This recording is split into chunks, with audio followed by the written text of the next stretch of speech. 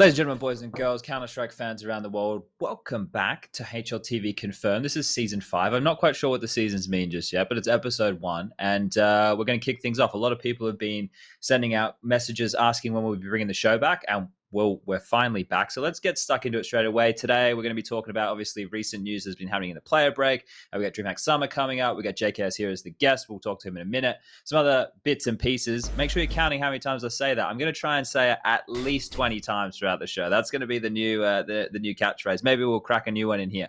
But let's do what we normally do. We got Prof here. Prof, what is the most gluttonous thing you've eaten so far on the player break?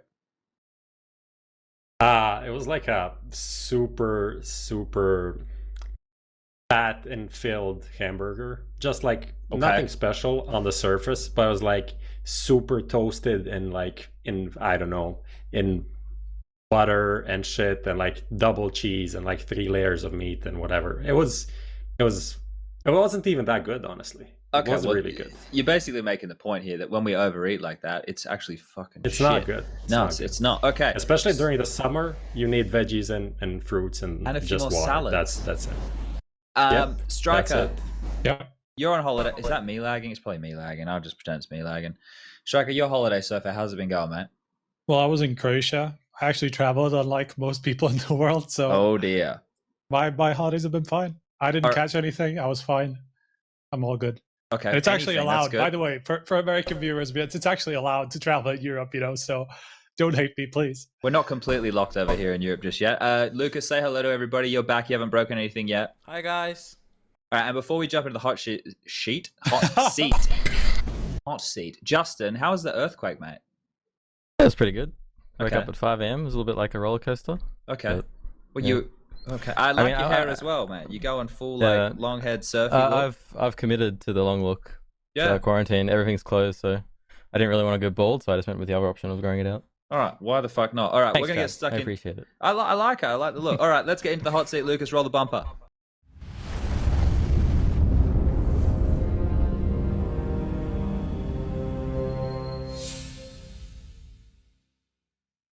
All right, so we're back. So obviously, ladies and gentlemen, boys and girls, if you're joining us, you can see that the guest today is JKS.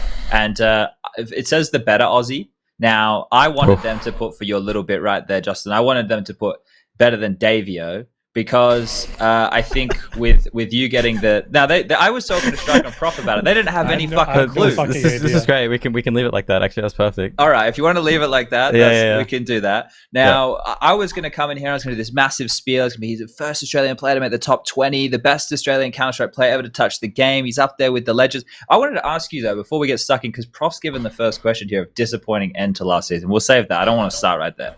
When you were, like, growing up, right, because I think when we first started playing together, you were only, like, 18. Who were the players? Because and this isn't a loaded question, I swear to God, because it would never have been me in a million years. But who were the players when you were younger that you looked up to? Because for me, it was like all the WA boys. So was it like Karandus and Davio and those guys?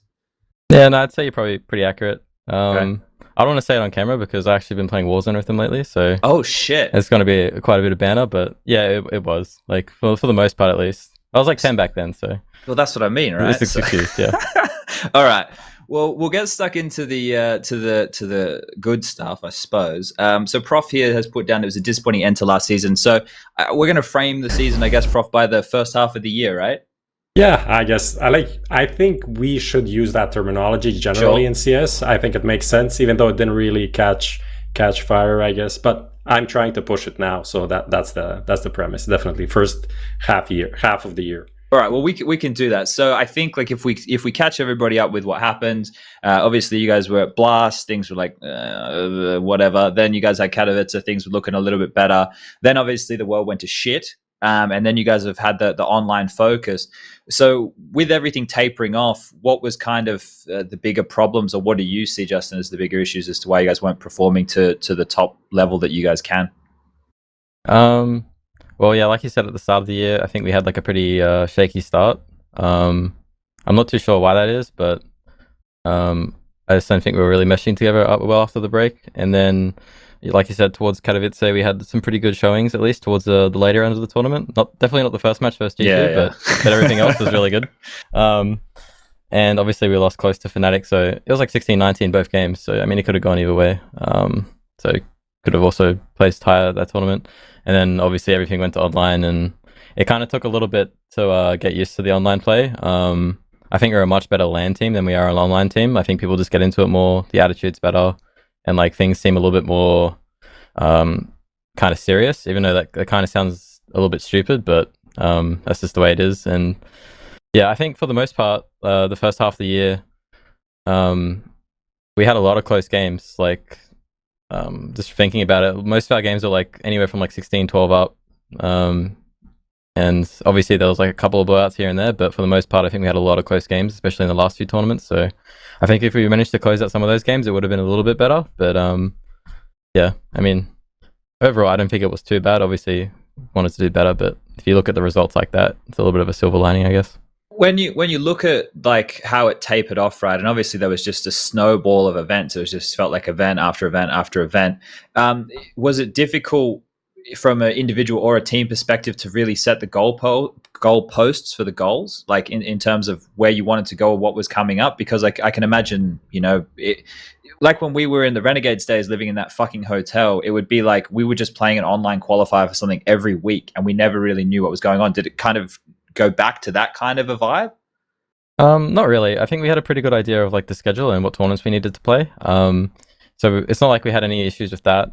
We knew like which tournaments we were coming up and which ones we needed to practice for and stuff. It was mostly just like the fact that we had a bit of a shaky start, and then we had to replace the coach, and then getting like the new coach into everything, and then we changed the spots, and I don't know. We just kind of went through like a bit of like a transition phase, I guess you could say, for the most part. At least when we had the bad showings, well, not bad showings, but like the kind of shaky showings online.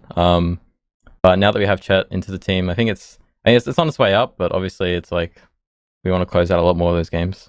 All right. Well, before we get into the kassad Chet stuff, just quickly, Striker or Prof, do you have anything you want to ask about their online run towards the tail end of the first half of the year? Well, I was just curious about how you guys were doing, how you guys were basically playing during this time, right? Obviously, like most people will be playing from home, but you guys have a compound. Obviously, you're in it now. So, did you play together in and out? Actually, like I guess like virtually LAN environment, or did you play from homes, everybody separate? Yeah, so all the official matches we played from here. We're all like kind of in the same apartment block anyway, so for the most part we're quarantining ourselves, and if one of us gets sick, well, most of us are going to get sick anyway. So we all just came in anyway, and we kind of like try to replicate it as the closest as possible to get to like a LAN setting. And in terms of practice, for like the first half, we were practicing from home because we want to come in every single day. But towards the end, we were coming into practice, I'd probably say most of the days, just so we could actually get used to it and make it feel like normal. Because we have like obviously different desks at home, and there's different desks here and stuff. So kind of just want to make it as similar as possible. And Chet is still in New York, or did he join you guys? He was in New York for a little bit, but he joined us towards the end. But obviously now he's back at home. Yep. Okay. Prof, you got anything on that one? I guess there's a fan viewer question. I think Luke was the guy. He asked a similar question about just the schedule being like different than it would be usual with all of the lands and travel and stuff like that. So he was asking, like, were you low-key grateful that was like that because you had more time to like maybe practice and implement new stuff, or like just how was it from that perspective? In terms of practice, not really, because the teams that you can practice here are like a lot more limited compared to Europe, which we much more prefer. So practice is kind of at times tedious just because of the teams that you're getting. And it's like not to say that they're bad or anything like that, but you'd much rather play a more bigger variety of teams, especially in Europe where there's like, you can get pretty much anyone at any time. And here we're kind of practicing the same teams basically every single day. So in terms of practice, not really, but in terms of like lifestyle and stuff, I think it's a little bit better because, we can wake up in our rooms and stuff every single day. We're not traveling. We can make our own food and kind of have like more of a routine. At least for me, it's like that's the way I see it. How good does your body feel after not being on an airplane for this long? Like, yeah, it feels pretty good. It's fucking amazing. Like, I know it's a first world problem. It's kind of just replaced being on an airplane into the room. So Sure.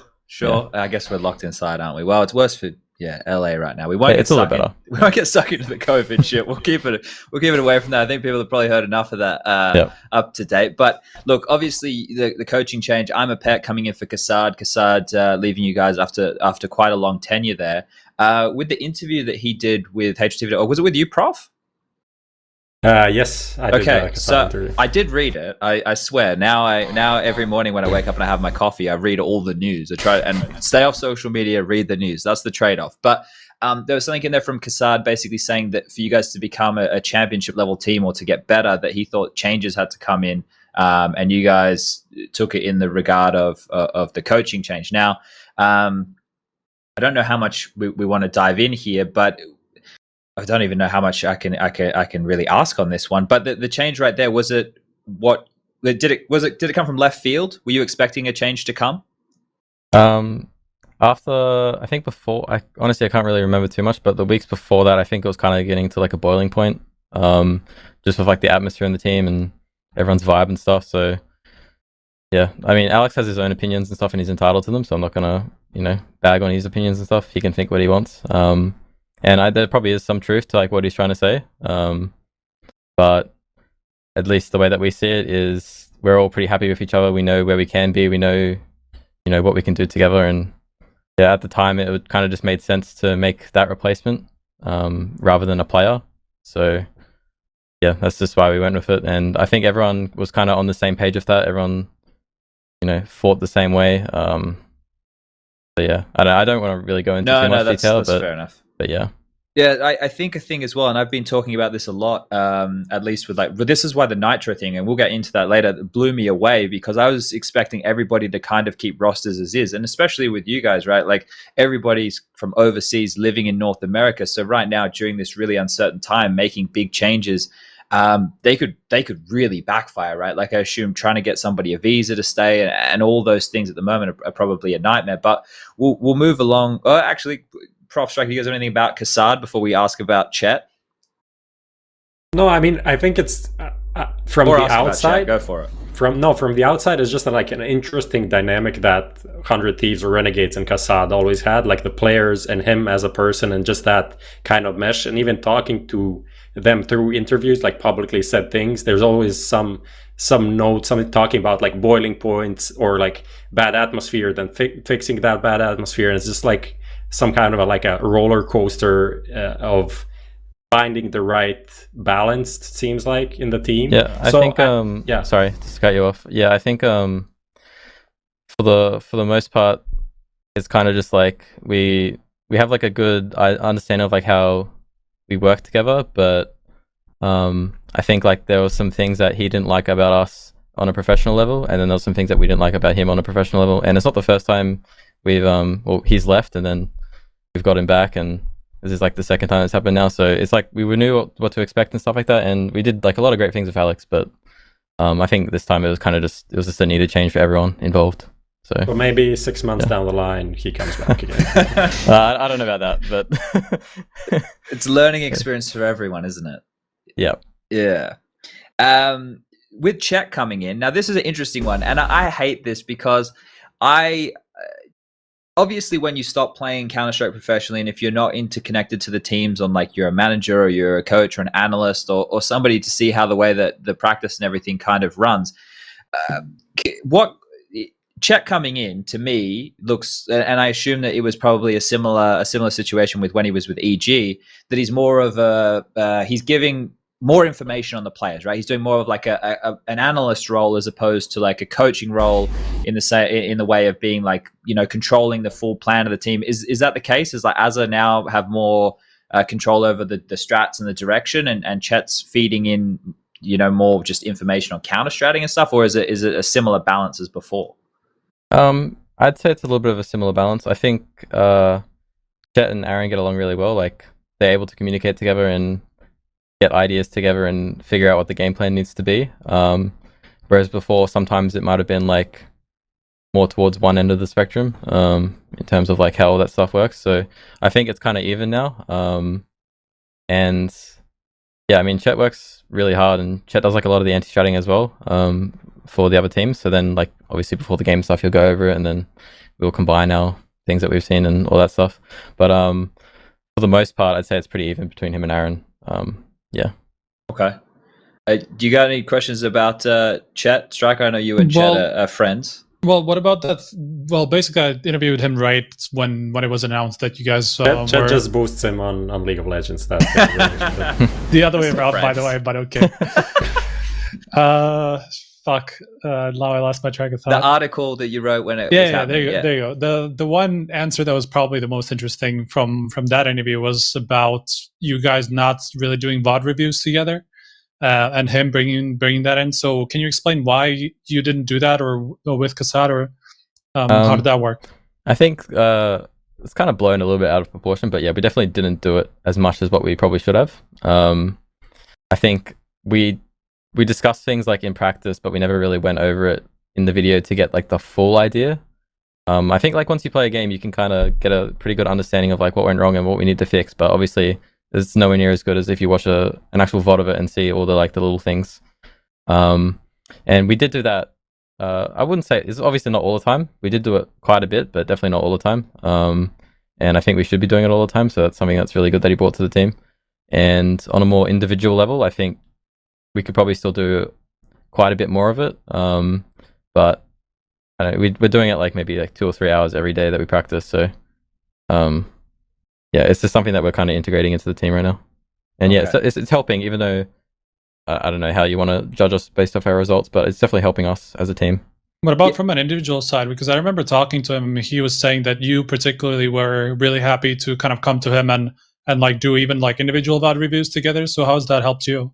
Yeah, quite a lot. At least for me, I do it for myself for the most part, not all the time. But having chat is kind of just like a different perspective on everything, like a different set of eyes. So having someone there who actually wants to do it is obviously really helpful, and I think that's what a coach should be doing. Just a lot of individual work and a lot of teamwork just with the players. Okay. So this kind of transitions us into the next point here about secretive being a good in your good. I haven't spoken on camera in a long time. I don't even know guys. what you were trying to say there. Like, or I have no idea. People in general, I guess. It's been I've been extremely isolated for almost 2.5 months now. So talking is going to take me a while to get back into it. So everyone just fucking bear with me, all right? So what's written here is secret of good individual form. Now, what you were saying just there in terms of what Chet's bringing in, watching back your demos and doing all that kind of stuff. But before that, when you had kassad, when the team was the way it was, you played exceptional Counter-Strike and were the first Australian, and probably for a very long time will be the only Australian to be in the top 20. So why were you so good? Why were you able to perform to that level last year? I don't know. No, I got like towards the end of 2018, I was like I thought I was playing pretty shitty, and then I had that good run at Pro League. But before then, I was kind of having like a bit of a mental breakdown. I didn't really know if I wanted to play anymore, and we just got like 2 new players and stuff, and didn't know if I was going to go backwards or forwards or not. So it was kind of like all up in the air. And then I had that really good performance, and ever since then, I don't know, it's just been weird. Like I just had like a bit of a attitude change, I guess you could say, and kind of like got a lot of my confidence back to how I think I could be playing. So then after that, I got like a lot more serious. I got like a routine of doing stuff at tournaments and like my practice routine and shit like that. It's all pretty much the same, like overall for every tournament. I think that's what I struggled in a lot back in the day, where like you'd go to a different tournament, there'd be like different setups, different environments and stuff like that, and it's really hard to kind of have like a consistent routine that you go through before every game. And if you have something like that, it's a lot easier to go into the game and not worry about everything on the outside. You can just focus on everything on the inside of the game. So I'd say for the most part, just having like a good routine, and then having that confidence from previous tournaments, and just knowing that you can play really well. And of course, getting Jay and Sean in the team helps a lot as well. In terms of my position, I kind of just, for the most part, I kind of just trade frag most people. So I should be getting those. I should be getting those kills. You know what I mean? So, yeah. At least on T side, at least. So yeah, I don't know. I think it's kind of just a bunch of things, but mostly like the individual routine, and then also getting Jay and Sean into the team, which kind of just made everyone overall just a lot better. So I have a question, but I don't know if we're gonna derail it. So maybe you do it first. I feel like yours is more on topic first. Well, no, I was going to ask for like that philosophy change, right? Like I remember you and I had a couple of conversations, probably back around that time when things were looking pretty shitty. But in terms of you having the philosophy change, right? Where did that come from? Was that something that you just decided individually that you were going to do, or was this through all the support network that the team had? Because you guys still have the same mental coach with you, right? Yep. So if you're talking about Pro League, is that what you mean? Like, well, I remember, I like if you say now you have like a more solid routine and stuff, and the way that you go in and practice for all those kind of events. Like, was that something that someone imparted that wisdom on you, or you just woke up one day and you were like, "This is what I'm fucking doing"? Yeah, for sure. I think our performance coach, Edward, he's helped me a lot individually over the last like 2 or 3 years. He's like obviously always spoken about having like a routine and eating properly and being active and stuff like that. And I think all that like really helps me, at least for myself. So having him push that on me has been really helpful.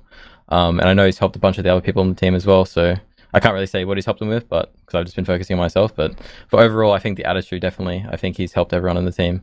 And without him, I don't think we'd probably be anywhere near what we are right now. So having him on the team has been really big help. And for myself, I kind of like, in terms of like waking up one day and like just playing really good. I used to kind of play like a pretty scared in game, I guess you could say. Like I was worried about what would happen. I'd worry about like the next play and shit, and kind of like overthink things. Whereas one tournament, I kind of just said fuck it and just started not really caring. And that was Pro League actually in 2018. So then after that, I kind of just kept the same mentality and same attitude. And I think I go for a lot more plays nowadays, and I kind of just have more confidence in general. Okay. So that actually sounded like a classic NAF quote, and I actually wanted to ask you about NAF because a lot of people forget that you like. We don't want to go too far back, but now that you kind of opened this like individual skill and role on the team and stuff like that, in 2017 you were playing with him, and he was. It felt like the best player on the team, but also the player that took probably the most space. So what was it like playing with him back then? Because that was probably kind of your individually worst part of your career in the NA scene. Yeah. It was a little bit weird because for the most part, I feel like I was kind of like I guess you could say like the fragger on the team. I don't like to think like that, but I mean, that's just how it was. And it's kind of hard to not read about what everyone's saying and shit like that. So you kind of have that mentality of like, you know, you should be doing the best on the team. Like you should be doing the most things. Whereas when NAF came in, I kind of took a step back, and obviously he was really good, and I mean, it shows. So I'm not going to complain or anything like that. And I think it was a really good learning experience for me when he joined the team, because he did have that same attitude, like kind of just like doesn't really give a fuck and just goes for the things he wants to do. And as long as it like fits within the team and it helps the team, then it's obviously fine and within the boundaries. So yeah, I did learn a few things from him, and I'd say just during that period, like having like that bad kind of performance, I guess you could say, over a few events, even though we had a lot of good placings, well, not a lot, but we had a few good placings, kind of just like opened my eyes to like the bigger picture, I guess you could say, in terms of like team and stuff. Okay. Striker, you got anything here? No, all good. All right, so we got the preparation and expectation for the second half of 2020, right? So obviously you guys are playing in the DreamHack Summer event. We're going to talk about that a little bit later. Now it's been divided into regions, obviously, because of the whole global situation, everybody. We're not going to dwell on that one right there. But in that North American side of things, that's stacked with teams. And from what you were saying just before, it sounds like practice is kicking off very, very soon. Does this kind of feel like a fresh start now that you've had a break? And I think Jacob went home, right? Yeah, Jacob went home to Norway. Aaron went to Denmark with his girlfriend, and everyone else pretty much stayed here except for Chet, who went home to New York. Okay, so the Aussies stayed, well, the New Zealander as well. We couldn't really get back, because once you go back... you can't leave. Yeah, you need like a special exemption or something like that to leave, so it didn't really make sense for us to leave and then possibly get trapped there. Plus we have to quarantine for 2 weeks, and by that time it's only 2 weeks left, and is it really worth it? So. And now they're making us pay for our own quarantine if we go back to Australia, because they keep us in hotels. We can't even go home. It's fucked. But back to the hotel. So looking at that, because of the break and because of the coaching change, looking at the rest of 2020, is the goal to come out now and just keep your head above water until we get back to LAN, or is it to come out and just be the best within the region? Like, what's? I guess you guys maybe haven't even discussed that yet. I think everyone obviously has the same goal of being the best in the region. I think even with the liquid changes now, I think it's kind of like more open in terms of like who's the best team in the region. But we haven't really spoken about it yet because we've just been kind of like taking time off and seeing each other and talking to each other, because obviously we see each other for like the last, I don't know, every day for 6 months. So we haven't really spoken about much, but yeah, I think it's really good to have like at least that little bit of a break just so everyone can kind of have like a breath of fresh air and just go see family, and or if you're not going to see family, at least spend time on your own and stuff like that. And yeah, it's much needed once you're spending like all that time around other people. Sure. And what do you think is going to, how much, this is probably an expectation for the region as opposed to just you and the team, but how much do you think that North America is going to drop off not getting an opportunity to play against the European teams for probably the rest of the year?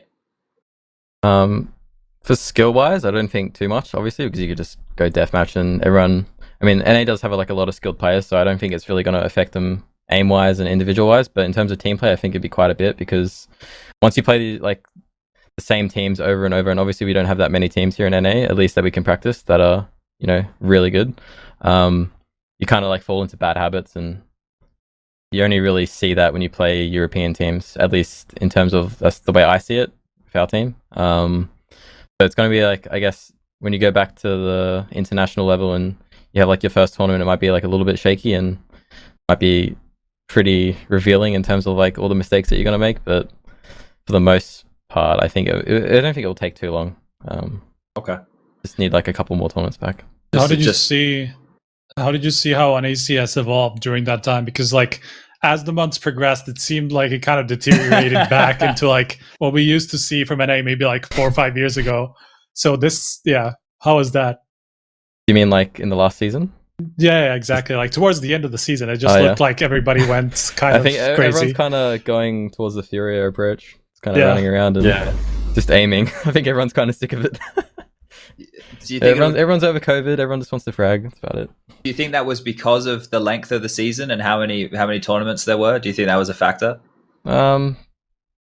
Yeah, to an extent, I guess. I think Furia is just a really hard team to play against, and I think everyone just started copying their stuff because it was working against everyone else. Okay. So, okay. I don't know.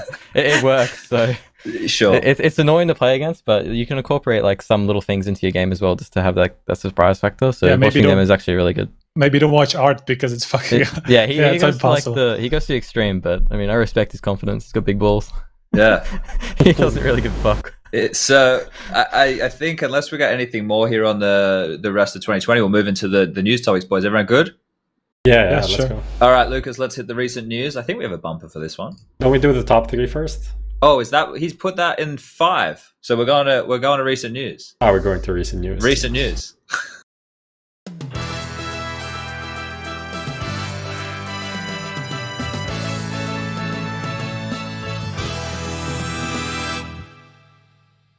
All right, so we're back. Things are going to take a while to get back to normal, ladies and gentlemen. When the season really gets going, we've got like a new game show idea you guys are going to love. I'll just say, like, we had a lot of ideas. No one did shit. And we're just launching the season with like nothing new almost, except like I have a better microphone. That's what we get.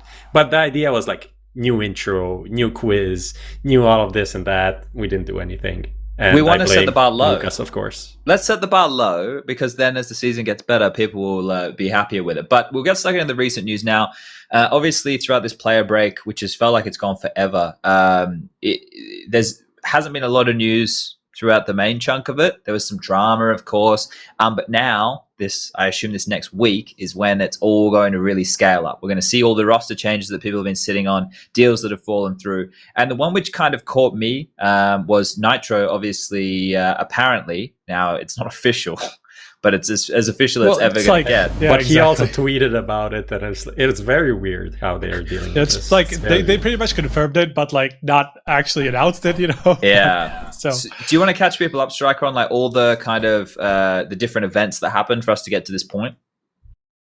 But I'm not sure what you mean by different events. Well, there was a couple said? of different bits of information coming out, Yeah, right? yeah. Like there was a report from DK, I think, Yeah. that basically showed this, that they were considering taking in Grim for Nitro, who was supposed to step down, and Liquid, like hours later, they basically confirmed it to another source. And yeah, But they only said the that Grim was co-CEO going to play in a qualifier, not that he's going to be like a permanent solution or who he was going to replace. Okay. And also Nitro tweeted like farewell or something like that without saying see you next anything. time or whatever it was. Yeah. So then, like with that, and Adren said something, right? You guys did a piece on something about Adren comments on Grim's Liquid integration. He was on stream and said like some comments about how they're going to use Grim, but didn't say who they're going to replace. Okay. And so, well, I think if we look at the team, right, Nitro is the one on the outer, right? He was being there the longest period of time. He's like the franchise player there along with the Liege. But considering the fact that he was doing the in-game leadership role and doing the primary AWPing role, even though they didn't really have like an AWPer, he was just kind of using it as the utility for a long time there. Then Stewie's come in. He's taken over some AWPing duties. Naf's taken over some AWPing duties when they feel like it. And then Stewie's taken over the in-game leadership role. Look, I understand why they would be thinking, well, we can maybe get a bigger fragger than Nitro, but Nitro is only 24 years of age, right? Like he's still very young in terms of the realms. Is that right? But he's been there. He's been there a really, really long time. He's been there since 2014, even, or like the first iteration, play right? Against him, so that's how long he's fucking been there, right? I think Liquid, whenever like in late 2014, I think Liquid brought on that team, and then Nitro was the only one who stayed from there. And he's been there ever since. So yeah, so that's a long time for one player to be on one team, right? Even if they changed iterations a lot over the years. But in the constellation of the team, right? This is why I question this in the sense of, okay, so he took the in-game leadership role probably because nobody else would do it, right? Took the AWPing role because they needed somebody to have an AWPing presence somewhere along the lines. His personal performance and roles and positions and everything, he's obviously given up for other players in the team for them to get to this point. And then now they've made a decision over the course of the player break to replace him with a young up and coming player, right? 19, I think, is Grim's age, and he's had some pretty beastly performances. Now, the way that I looked at this was it's on two sides of the coin. You look at it and you go, well, you know, fucking COVID's happening and wait till we get back to LAN Counter-Strike. We can use all this time to kind of fix our issues and there's no point really making any big changes. Or the alternative is, well, COVID's happening. We don't know when we're getting back to LAN. We can make a change within North America. We're not traveling. You can try and integrate him into the team. He doesn't have to worry about the LAN jitters, and we don't have to take him through that bullshit. We can make him super comfortable, and maybe the team gets stronger from there as they get attacked by a nuclear mosquito. But those two things, either one makes sense, right? So I'm not mad at the roster change because this is the one that you would have made if you were looking to make one. But I'm also thinking maybe is it a little bit short-sighted and they could have given Nitro another chance. I don't know the dynamic in the team. But Justin, when you see this roster change, was it something that you're expecting to happen, or is this just like, oh wow, okay? I wasn't really expecting it, but I was expecting the Grim to get picked up by at least one of these teams because I mean in practice as well he's been really good and you can just tell he's a really good aimer. So do you play against him? Do you play much like FPL or ESEA Rank S or any of that shit over there against these guys, or do you practice in a different way? No, not so much, but we play Triumph in scrims. So okay. We played quite a few scrims versus him, and yeah, you can just tell he's really good fundamentally. He's pretty good. Okay, so him getting picked up is no surprise for you right there. Striker, do you think that this was like a needed roster change, or where do you land on this? I don't mind it just from the point of view that I don't think there was a way Liquid would have changed anything about how they play without a player change. I don't think there would have been anything different about that team. Although, like, I was half expecting them to get an AWPer, right? Because that's kind of the role that they were always missing, like a star in at least. They always had Nitro kind of having, like, mostly being the primary AWP. And lately it's been a lot more of those two guys you mentioned earlier, Stewie and Naf. And so I expected them to get an AWPer and just like have it be a specific replacement for Nitro, and then have Stewie call, not share the duties so much. But honestly, I don't really mind this either. I think it's a good way to kind of like boost your firepower, which was already really crazy on Liquid. So maybe this is like the next step that they can go to and just like get back that fire and just play, like destroy everybody like they did maybe like last year or a year ago. So I don't really mind it from that point of view. Do you think they'll go that route, Prof, or do you think they'll go like and try and change their approach to the game? I think they'll go that route. I don't think they have any other option with the lineup that they have, and especially with Stewie now being like full-time in-game leader. So you expect them to be like the Stewie style of like explosive CS, and they have the best lineup for it. Like they literally replaced their worst fragger with just a young fragger. So doing anything else than that would kind of be puzzling to me. I think it's a bit dangerous just from the point of view that Stewie is always called around himself, right? At least in Cloud9 when he was the team star as well when he was calling in that team. Not that and he much played around himself as a star, more around himself as an entry or someone that makes space. Well, yeah, I feel sure. like, and I'm not sure that he's not really in the same place. Now, I don't just mean performance-wise. I just mean obviously he's got so many more like even aggressive people on his team. He's got a liege who's more in that entry role and stuff like that. So I feel like I'm not entirely sold on how Stewie can call on this team the same way that he used to. Makes sense, yeah. Like for me, just talking about nitro, it's one of those situations where he is both obviously like a good player and like an asset to a team, but also has nothing to do in Liquid anymore. It really feels like if he's not going to be in-game leading or opping, and his rifling didn't really look that good for the last 2 months that he wasn't in-game leading, or a month and a half or something, where they played quite a bit of matches. It's like he is not bringing any new worth to the team. So it's just time to find a new place. But at the same time, like Grim as a player, obviously a prospect, but them not going and signing like a good opper, which for me would probably be the best option, would be Automatic maybe, like from Gen.G, which is like quite a lower team in the rankings. But would they sell him? How all of that works? Like in the past, Liquid was the team that probably from the NA teams that spent the most. So if anyone would do it, it would be them. So this is kind of a new approach from them, going for the guy that's like has a $50,000 contract or something, which is like nothing. People in chat are saying Cooper, right? And Cooper would have been one that maybe made sense, but obviously we don't know exactly where they were at. Well, he stayed with Counter-Strike, right? He didn't go over to Valorant like everybody else. But I mean, honestly, well, I'm not entirely sure about Cooper just because we haven't really seen him outside of NA, right? It wouldn't matter now because we've just literally they've only been playing NA lately, and they will for a while probably. So I'm not sure. I guess that was a risk as well, and he's quite a bit older actually. He's fairly old for how long he's been in the scene. He's only been here for like 3 years at a level that we would notice. So yeah, I guess that's the perspective that people can see from what I remember. So when you put in that two together, and his performances in NA against the top teams was pretty good. Like that it's actually Zelsis who's calling in that team right now. He's the Pug Gods, and before it was Freaks, though, right? Yeah. Okay. I think he did it for a little while. I think he in-game led for a little while. I don't know how long. That's what I heard, and I asked him about it when I did an interview with Cooper just like a week ago or something like that. And I asked him about it, and he just said Zelsis was calling, and he never really commented on himself having those duties. So it feels like he's just not comfortable with it. Okay. Well, let's go around the room and think where nitR can go, because like I said, he's only 24, right? So I don't want anyone to say Valorant. Let's keep Valorant out of this shit right here. And obviously an international team right now is off the cards. But I would also say an international team for nitR is probably something he wouldn't want to consider. I don't know, but I think if I remember, he's married and has a family and all that. Well, I don't know if he has kids, but you know, he seems like quite a family-oriented guy from the time that I've spent. Maybe that's what happens. Maybe he's expecting a kid. He just like decided to step down, you know. Maybe. It seems like you need money to pay for the kid. It costs $1 million to get a kid from like birth to 18, I think.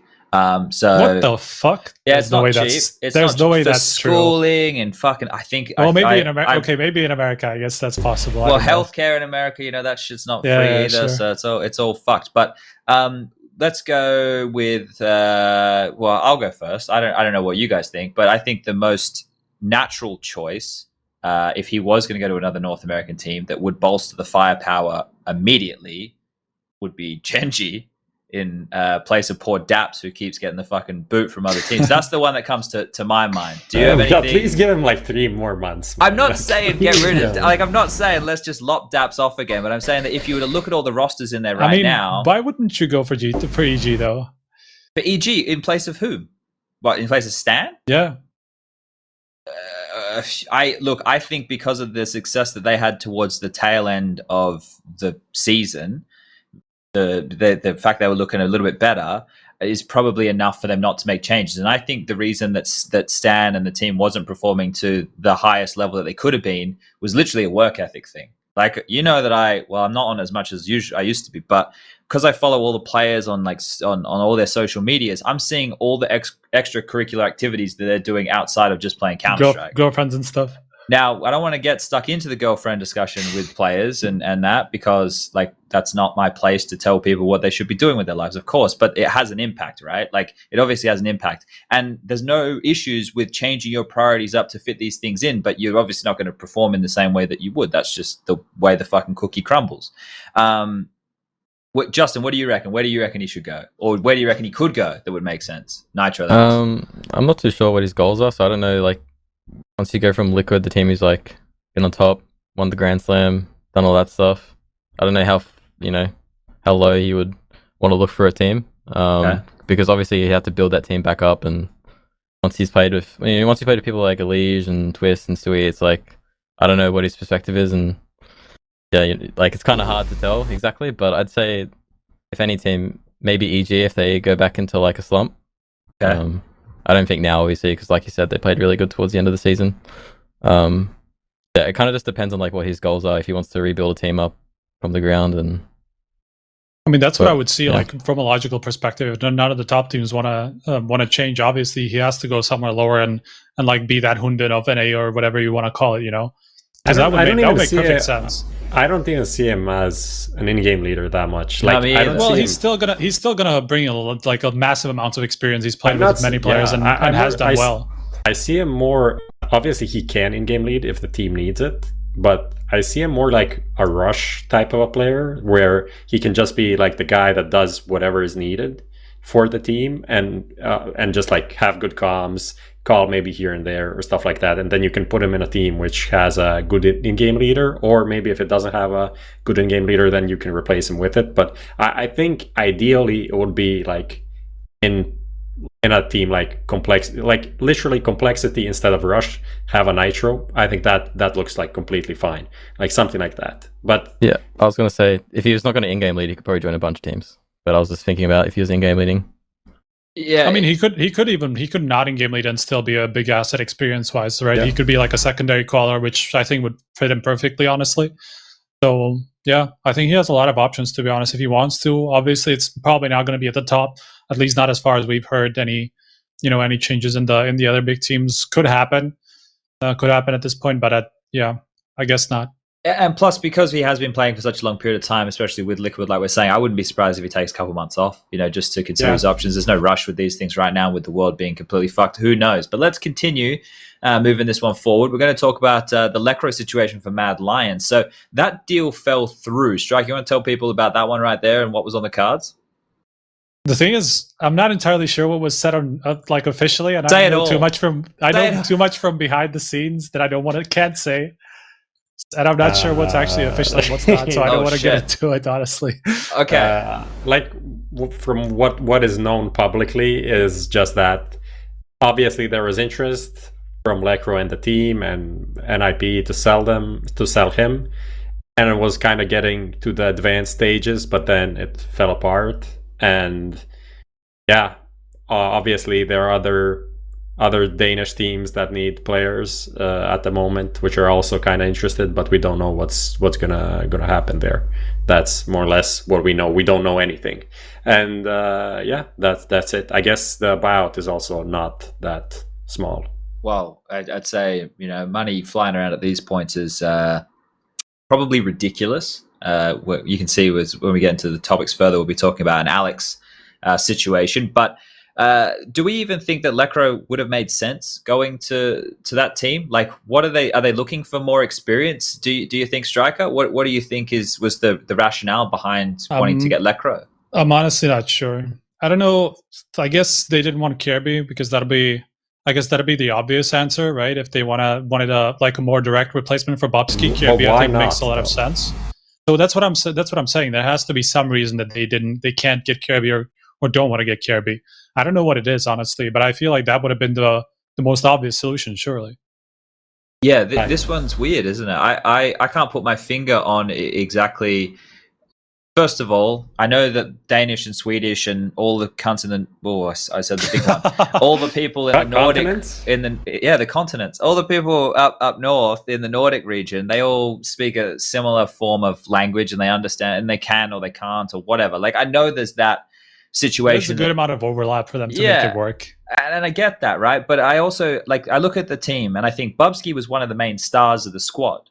So if you're replacing Bubzkji with Lekro, no offense to Lekro, he's had good moments in the past, but I don't see him coming through and replacing that firepower role. So then that's going to put more pressure on other members or A-Core to do even more. And Asilian has had some really, really quite rough numbers in some of the games that I've been monitoring there, right down the bottom, doing his best Hunden cosplay right now.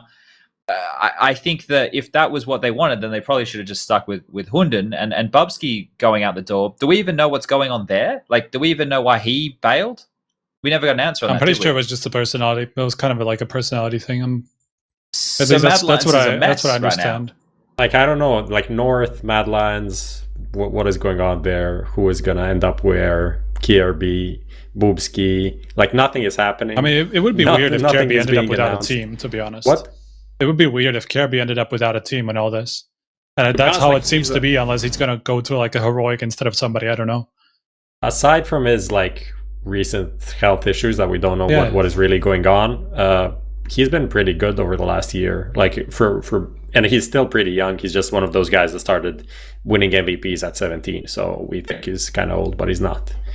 SPUNJ knows everything about it. SPUNJ is like, I know. I want all those MVPs back, but fucking hell. But so, Justin, you got any inside goss, mate? You know what's going on with any of these teams? You hear anything on the grapevine? You keeping your ear to the ground? Normally I hear through Jacob, but I haven't heard anything recently. Oh shit! Is he the gossip queen of the team?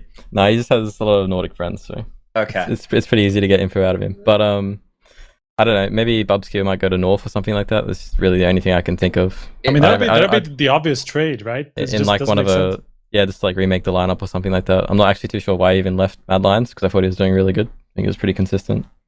I don't think it was his choice, man. Fair enough. Yeah. That might work. It might work both ways, though, right? Because if you look at North, you look at a lot of the names. They're all older names, right? Like it's Cajun, MSL, and AZ. How long have we been saying those are the names that, like, when I get to the point and guys, I say, well, when I was playing, I'm not saying that to like be like, yeah, I used to be a player. I'm saying that because I retired in the middle of 2016 and we're in 2020. And those three guys, it's not like there's one veteran on the squad. That's still the core of a team, right? So I guess Bubzkji coming in, that's a younger name right there. Kjarbye going into Mad Lions, he brings experience. That would make so much more sense, right? Like, I think, let's just make the deal happen. This is like matchmaking. It's like a television show, and we'll put the couples together and we'll see if they love each other. And just for the Danish region, that's probably the best kind of shuffle. We'll keep fast forwarding through this stuff because just a bit of news from the chat. Ryan from Rushby Media obviously says that Peacemaker on his stream was saying that Mad Lions will probably have to use a stand-in for Cologne as the roster lock is 4 days away. So it seems why is there a fucking roster lock? So I guess that would probably, now this is me speaking out of my arse here, probably would want to have wherever the teams are locked in their ranking, which would be based off of the players on the roster. Actually, I don't know. I'm not going to even talk about this. The teams are already announced, so like. Yeah, I guess that would mean that they're probably going to do the draw or something around that same time if there's a roster lock, right? But it's a good point. It's not a major. I don't know. It's like, especially at these times, having roster locks in Italy when you have CS going on 24/7, there's no way you can make a roster change at any time other than Cologne now. is 20 days away, so that's like 16 days before the tournament. It's very weird. Okay, it might for an online tournament, especially, it's just awkward. Yeah. Okay, that's a weird one. All right, well, we'll see. Maybe they're lying. Who knows? Who knows? Let's talk about this Alex FaZe one. Where did this come from? Did I miss this? That was just a rumor going around that there was interest there. It was an article by the French guys, by Nel. Yeah, true, actually, yeah. And that was an article, and it was literally said that FaZe was interested. And that is a move that put aside all of the Alex's moving away because he doesn't want to travel and all of that stuff. Like just like FaZe value, good in-game leader, kind of proven. FaZe value, FaZe value has good English, so the communication could be like much better. Just because he's a British guy, maybe they don't understand him. I don't know, but still, he doesn't have one of those weird British accents. He's fine. Yeah, he's fine. He's fine. So that all makes sense, but apparently Vitality is asking for $600,000. Okay. Which is pretty interesting for a player that is literally on your bench. So maybe they kind of still especially who chose want to be on use your them. bench. Yeah, he chose to go on the like. What do you want to do with him? Like that buyout seems kind of obscene to me personally. But I mean, Alex kind of team killed himself with that. To be honest, like because Vitality don't want to let him go for what his actual price is, considering he doesn't actually want to play as much as like most teams play, and that obviously makes no team want him because like they obviously want to play as much as possible as they have up till now. To be honest, So that doesn't even fit with FaZe at all because they're the team that played like every event when we had LANs. They're literally like, they said it publicly, like, we want to play LANs instead of practice. Like LANs are the best practice. So how the fuck does that mix together? For me, it doesn't at all, but maybe he changed his mind. Who knows? Well, this is the thing, right? Justin, did you see much of FaZe with BMAS playing? Yeah, a little bit towards the end. And what did you make of that? Did it look like, obviously with it being his first kind of team and stuff, there's a lot of shaky moments for the kid, but did you think there's like potential for them to make that work? I'm not too sure. I think he's under a lot of pressure because once you join FaZe, it's obviously a really big team with really big names in it. So you're kind of going to struggle at first, I think. And I think if they want to give him like more of a chance, I think he might get better throughout just because he needs time to adjust to it. But I'm not too sure, to be quite honest, because I'm pretty sure he's still a tryout, yeah? Yeah, So, well, that's the thing. that's kind of the gist that we got from the announcement. Yeah, they're kind of like he could stay if he's good enough, I think, and then if not, they're going to look for other options. But I think it's just generally pretty obvious that FaZe doesn't want to spend the amount of money that they had before. Obviously, they splashed out on Coldzera a while back, and since then they only got Bubzkji and they only got Bima, so two people who are virtually for free. And that kind of tells you. I think Bubzkji was free as well. Yeah, that's what I'm saying. Free agent. Yeah, you said virtually, so I thought you implied he was. Yeah, I don't know. Out. Yeah, I wasn't entirely sure what Bubzkji's situation was, so I just don't remember exactly. But yeah, like that can tell you that that's a risk that they didn't necessarily need to take if they wanted to spend any money whatsoever, right? There probably would have been some good player that was already proven that they could have gotten instead of a Bubzkji or a Bimas who have only ever played in an FPL, right, or proven in themselves in FPL at most. So yeah, from FaZe's perspective, I think I would definitely see it as true that they don't want to spend as much money as they used to. Okay. I think it just depends on which way they want to go in terms of the IGL, because you don't know if Nico still wants the IGL or not as well. I think he's like still on the fence. Like if somebody can step in an IGL, he's going to leave it to them. But if they can find somebody, he's just going to have to, right? Yeah, and the thing is about just there. I think he quit before COVID happened. I think. Yeah, just before. Yeah. So maybe he's fine with playing from home and not traveling too much, and maybe he's realized that it's the way it's going to be, and kind of has to suck it up, I guess, with all the travel. But yeah, I don't know. Well, that's the thing. There was like talk about if you went to like a Flashpoint team or whatever, because there would be like they obviously don't overlap with the ESL events or whatever. So there was talk about that kind of stuff. But yeah, he even said that himself, didn't he? I think so. I think that's where I got that from. I remember hearing something about that. I think one interesting, just something to say about Bimas, because he's actually been getting quite a lot of shit for his performances overall, which I think is like, I agree with JKS said overall. Like I'm not sold on him, but he still performed overall better than Olaf did, and like for quite a big margin in terms of just like rating and stats and stuff like that, playing the same roles more or less, and him being a literal kid playing in FaZe against the best teams in the world, which he never played against. Like, talking shit on that is kind of ridiculous. Just, you can literally compare it to a guy that has a lot of experience that played the same role for like a month ago. So just from that perspective, I understand it's FaZe, so people want it like, this guy needs to be a fucking baller. But considering who he is, I think he did like quite okay. I mean, they hit the jackpot with Bubzkji already, so for them to go 2 out of 2 with that, I think that's pretty far fetched. It's just FaZe being like the guy at the roulette table. It's like, all on black. Okay, I have $1,000. All on black, it's red. You lost everything. So, but they didn't lose much. Like honestly, they placed quite well. This is where like my whole thought about the online stuff comes into play. It's like, well, if they're happy to suck it up for the next 6 months, assumably while there's no LANs, and integrate him the best way they possibly can, then it's fucking great, right?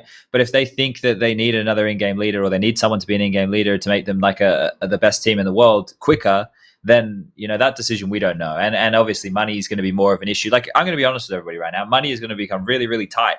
Like players, talent, fucking tournaments, sponsors, everything going forward, we're going to see the belts get tightened, ladies and gentlemen. People aren't going to be coming out and being able to ask for more money. There's not going to be shitloads more prize money flying around. There'll probably be less events, right? They're saying less Gucci flip-flops. Is that the thing? All those kids out there buying the Gucci shit, Justin, don't tell me you're buying that fucking shit. Oh, man, I'm good. There we go. We got to have a chat with Gratisfaction. But that stuff right there, kids, you don't need it. And I get it. I get you like your status and you all that stuff and your blinged out watches and shit, but you're a kid. Save your money, put it in the bank, buy some stocks, get a fucking property, do that stuff. Let's not be wasting it on a Gucci this or a fucking, I don't know what else they're wearing. All right, we don't need grills and shit like that. Just use your money wisely. Do we know any players that like their parents could control their bank accounts? Like that is like a very football thing. Like for some players like literally don't even control their money until like 21 or something. They get like 5,000 euros a month and they're making like 50. So I don't know. Maybe they should. But also I wouldn't be trusting too many people's parents either, because most people, here's another fun fact for all of you. I'm now a 31-year-old man, ladies and gentlemen. I still have absolutely no idea what I'm doing. So you're never going to have any idea. We're just going to die. Anyway, moving forward, Renegades confirmed the mithR edition. Now, we all knew this for a long period of time, that this one right here was coming. Now, I wouldn't mind starting with you here, Justin. The fact that Renegades have had to go overseas to find a coach, and you guys obviously live overseas, and coaching was quite hard. The idea of a coach was quite hard when I was still playing with you guys there. Do you feel that's the only move that a team like Renegades can make, bringing an overseas coach? Yeah, for sure. I think it's definitely a step in the right direction. If he's played with other teams and he's had like some experience with like different systems and stuff, and some maybe different techniques and stuff that you can bring to the team, I think it'd be really good for them. Because when you're playing at home, especially in Australia, it's like it's really hard to improve. So just bringing in like people from abroad, just like how we did with kassad, I think it's definitely a step in the right direction. What do you think of the team as a whole, though? Like that roster that Renegades have put together now, obviously they brought in Hats as their more recent addition for Dick Stacey. Do you think like what they've been able to achieve, like what do you make of it all? Yeah, I think if they just get more opportunities overseas, I think they'll do a lot better, because I think they had a couple of good results towards the end of, maybe like halfway through last year or September, I think. They had some good results. And for them, I think it's just all about getting overseas experience. I think that's the only way really to move forward. I mean, you know it best. It's exactly the same that we went through. So good fun. Yeah, I think staying at home in Australia, it's definitely really hard to improve on an international scale, and it's even hard for us in NA. Like, we'd prefer to go to Europe practice, for example. What do you think? What do you think about their decision? I don't know how much it's a decision, how much they just don't have the resources to move to NA or to Europe, but they're kind of making it sound as if they want to stay in Australia because of the lifestyle and people they know and stuff like that. Like, what do you think about that? Obviously, like 2019, they traveled to quite a bit. I think they did 10 events, something like that. And potentially they could maybe qualify for one or two more in this year if things went how it should have gone with Pro League and all of that. But is it a kind of I don't know, it seems like a laid back approach to something. So I don't know. The way I see it is, it depends on where you live in America. Like, if you get able to live in LA, because it's really expensive here in LA, obviously, so it kind of depends on the budget. If they can live in LA and they can have like a much better lifestyle similar to a home in Australia, I think they probably would have done it. But I think what actually happened was maybe they were offered to live elsewhere, Detroit or something like that. So maybe they didn't really want to go and, spend all their time there. How big of a difference is Detroit to LA? Because Jesus, like we kind of we kind of presume that people understand this, but we have viewers from like all over the place, so they probably can't really make that. It's definitely not like home. That's what I can say. Like, it's not bad. It's just not like home. And if you go from Australia to there, I think it's a really big lifestyle change. So, and I also probably say that if they can live at home and still get the same amount of time going to Europe rather than living in NA, I think it's probably more beneficial than actually moving to NA. At least that's the way I see it. I think if they can be efficient in practice in Australia, obviously this whole stint is going to be fucked. But I remember when we were doing it, Justin, we would be like home for like a couple of weeks and then we'd fly and we'd go to the next event, right? Like if they have the backing and support, which are things that we didn't have back then. A lot of people don't realize that when we were Vox Eminor, we would pay for things out of a sponsor budget, right? And even in the early majors, I'm not sure if this is when you were with us or not. It must have been. We were paying for flights and stuff with the sticker money that we were getting as a team. We weren't even taking any of that money. And then when we became Renegades, the support was shit, right? If I'm going to be completely honest, we got fucked around. We were getting paid in like the shittest possible way. We weren't getting paid on time. Me and Gomez are out there fighting all these fights that we should have never been having to fight. We couldn't focus on the Counter-Strike. Things were pretty shit. Like when I look back and reflect on it, right? But then in terms of when you guys made the transition and obviously the new ownership was there and things were looking better, that's when you guys started to get structure behind you. Now, if this Renegades roster has similar structure behind them and they could, like normal, go to an event and say that, let's say that they're home for 2 weeks and then they fly and they're gone for 2 weeks, they boot camp for a week before and then they play, they could probably use that quite wisely, right? Because I think that practice now, you can shift a little bit away from just playing 10 scrims in a day. Obviously you need to do that in the beginning, but once you have that all built up, things can start to look a little bit better, and hopefully mithR can keep them in line with some of the mistakes and stuff that they might be making in local Counter-Strike. But even that's going to be a difficult one right there. That's what I mean. In terms of like, if they have the budget to actually go overseas to Europe quite a bit, then I think it'd be really good if they could.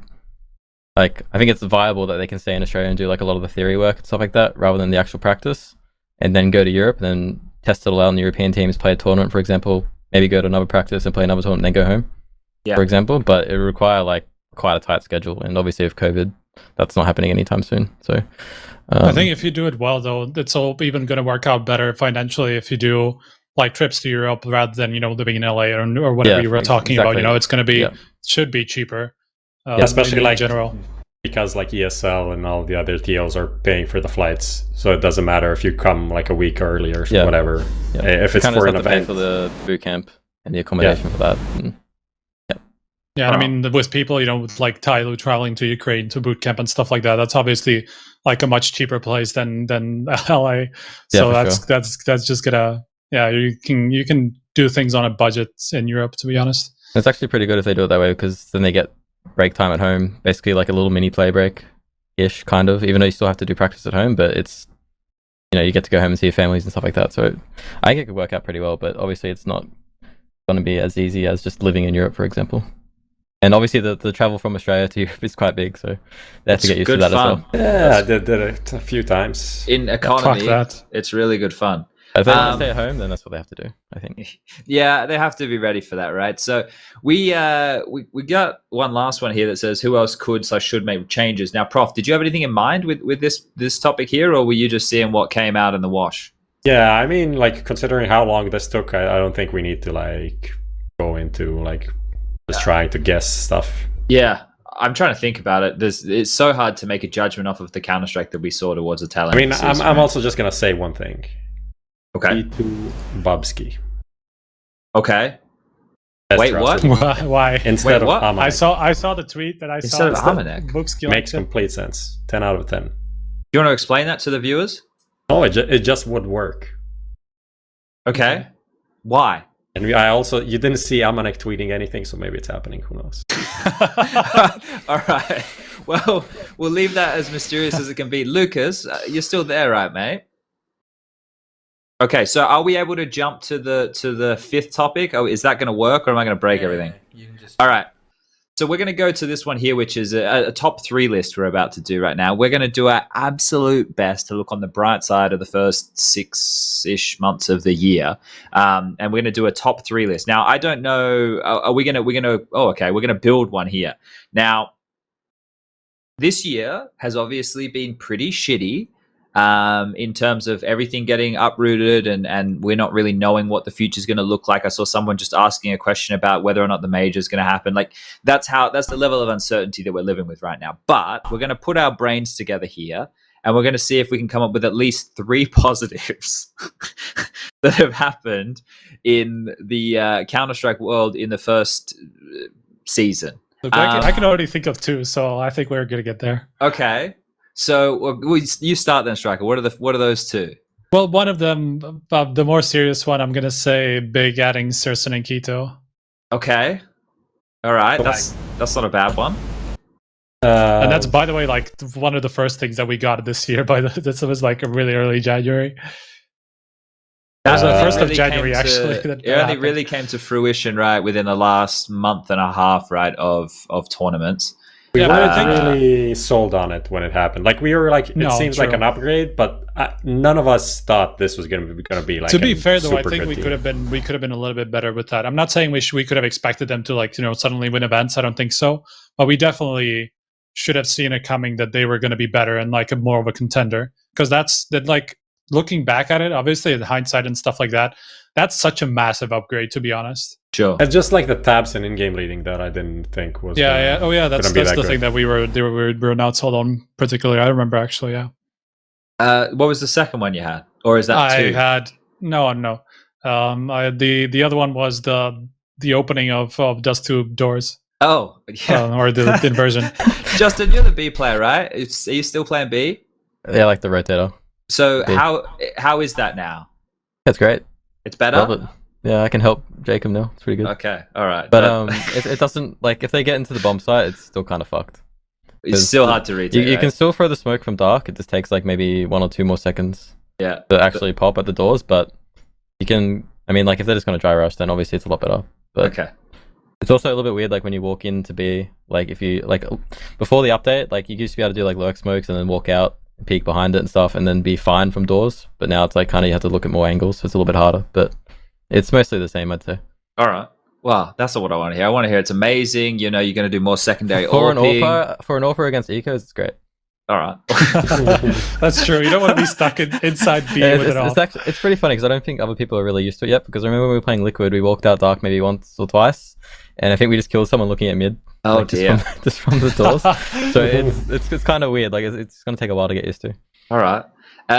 Do you have anything positive that happened in the first 7 months of the year, Justin? Anything that sticks out other than you getting announced as in the top 20? No, I don't know. Man. You got nothing positive. Not really. It's all been pretty crap. It has been pretty grim. Prof, you got anything for the list? I mean, there's obviously the SG nerf. That's not good. Not good. It's bad, dude. You prefer SG? Nah, it's good for me because I like just to pick one gun now. I don't have to choose between the both of them. SG nerf, we'll whack that there. We'll put that on the list. I'd say that's probably one, yeah, for sure. What about complexity winning Blast, right? Yep. That's a good story. Not bad, That's a good story. It was a heartwarming story. I loved it. I loved like having Blame running out of his room and hugging his mum and stuff, and like Config standing up and yelling like a maniac. I think that was like that was heartfelt. It actually had some backing to it. You can tell that they've been putting shitloads of time into playing. So I loved the fact that like Rush and Obo just being this. I just picture like Obo as like just this little kid. Like I know he's not, but I picture him just like sitting like on 10 a phone years booth. old or some shit. Phone booth. On a phone book. Phone book. Yeah, not a phone booth. Phone booth. But he's not going to be sitting on a phone booth, man. I look at it, right? I look at it and I go, these two guys are North Americans and there's a global pandemic happening. And the only thing that they want to do, right, is play Counter-Strike. So they've put themselves in a position where they're stranded overseas during a shitload of uncertainty, going from place to place. All they're doing is gaming. Like, I think that story right there was really cool. But I think I have the number one. Okay. I think I have the number one. The number one is the fact that regardless of all of this bullshit that happened, we were still able to put on continuous Counter-Strike tournaments and events and still run our game to the highest level possible. We weren't hamstrung like a traditional sports. Obviously, the Katowice thing was super sad, and like Carmack on the couch having to tell everybody that there'll be no crowd, and like that right there, considering I've been trying to work on compassion and all that shit, that stuff got to me, right? But the fact that we've still been able to run Counter-Strike and entertain, with our beautiful game, and people are still able to play on a consistent level, I think that right there, we didn't stop. It didn't beat us, right? We didn't let the fucking pandemic beat Counter-Strike. We still kept it going. And I think that right there. We didn't let Valorant beat Counter-Strike so far. Well, they're adding a fucking little robot that shoots for you, right? It's perfect.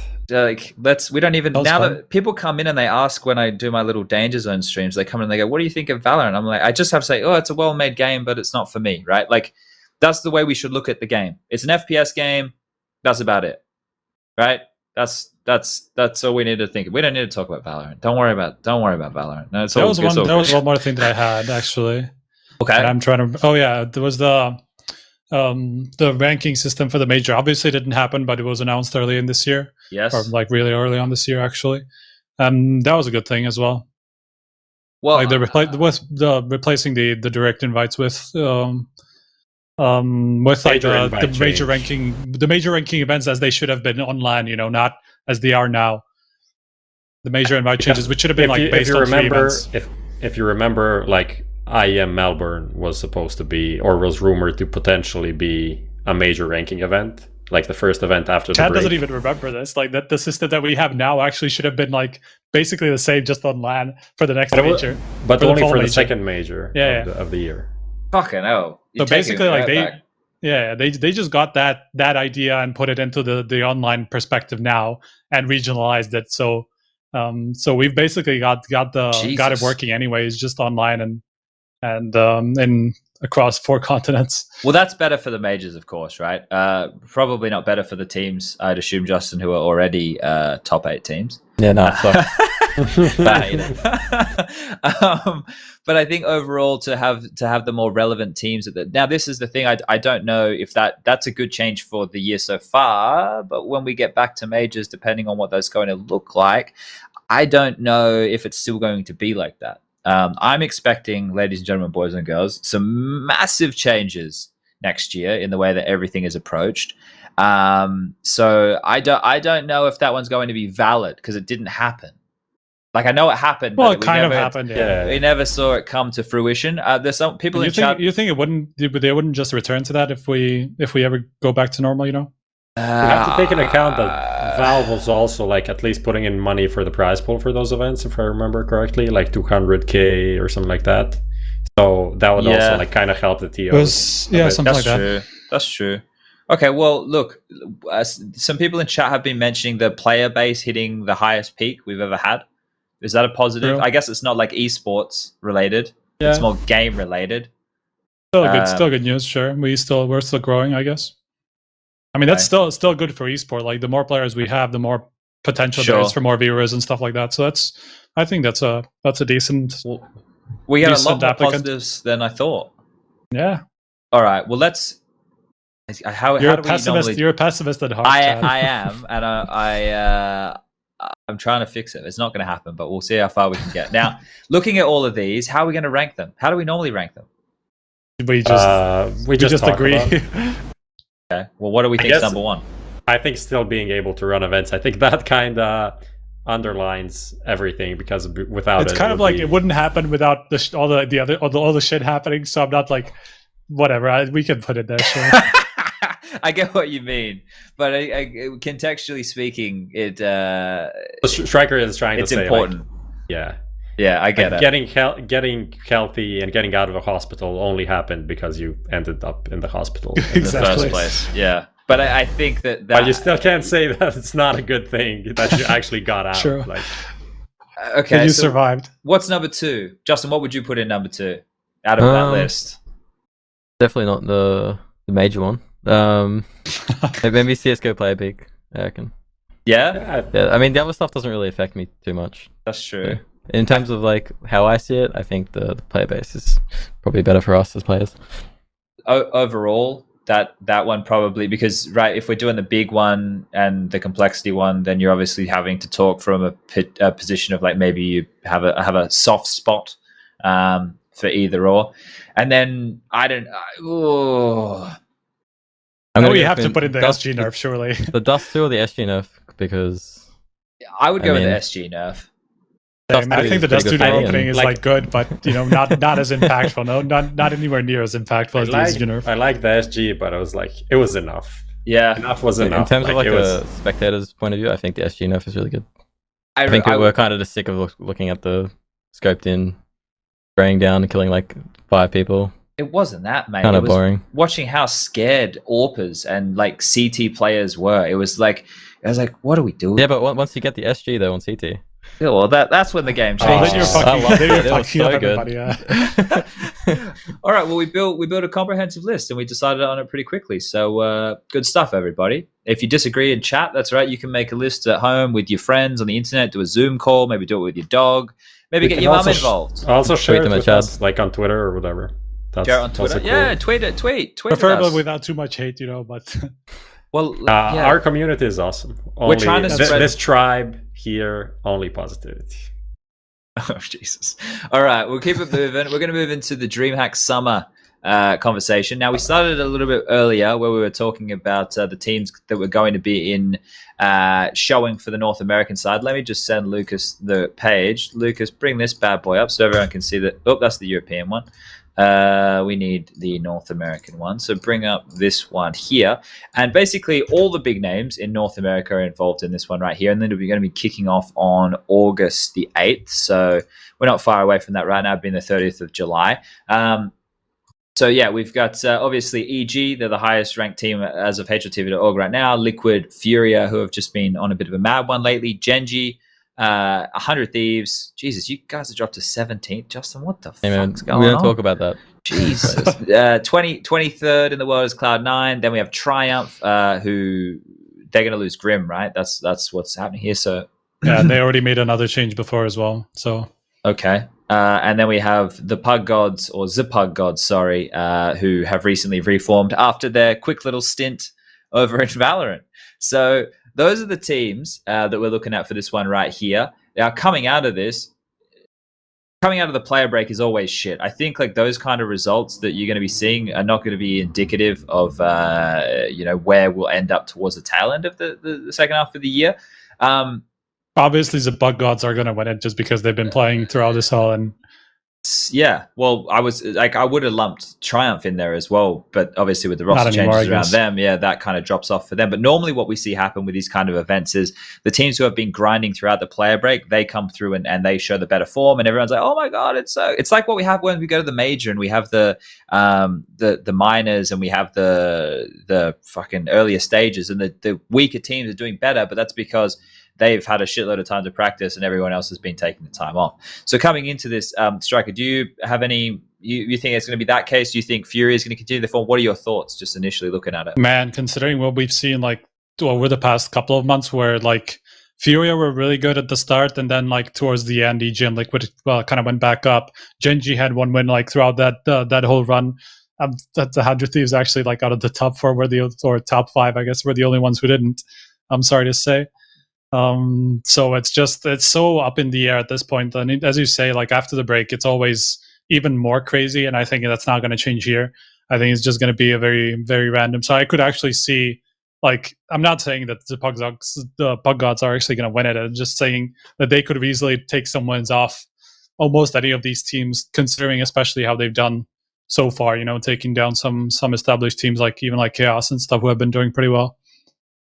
The format's not announced yet, so I won't prod there, Justin, because I'm sure you guys know the format, but you're probably not allowed to talk about it at the moment. I have no idea. Okay, you just play. Yeah, I just play. All right, nothing's changed there. Then that's good. Hopefully it's best of 3 and not best of 1. Keep it that. Well, online you hope it's best of 3. Well, Blast was best of 1. Was it round robin though? For the group stage, yeah. Yeah, it's best of 1. So, Justin, looking at this right here, who do you think is the hardest team for you guys to deal with? I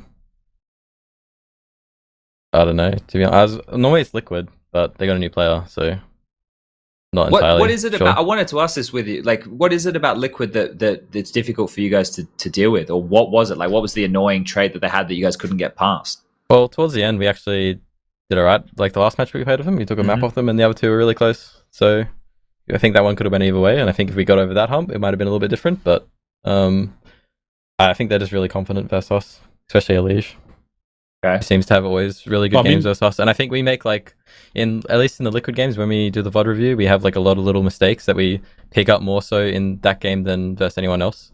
So I think they're just really good at exploiting our weaknesses and knowing the holes in our game. I think they're really good at doing that, especially Elige, like I said. Was that why you were tryharding so hard in the show match against Liquid? Tryharding? What do you mean?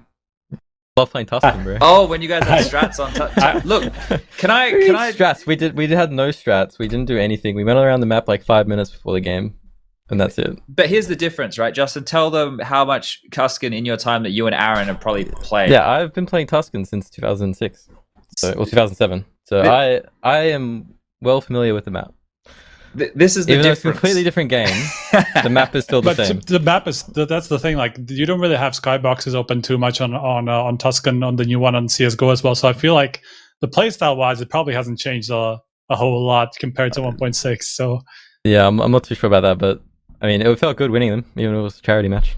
I'll put it that way. You're playing for charity here, Prof. You know, so you want to make sure you put your best foot forward there. You don't want to be messing around. We're just doing it for the kids. We just That's want to win. You get to choose where the money went. Either way. No, you get to pick which charity. I thought. Actually, I don't know. I was working. I think that was the deal. Yeah. I should have probably had a better understanding. What charity did you pick, JKS?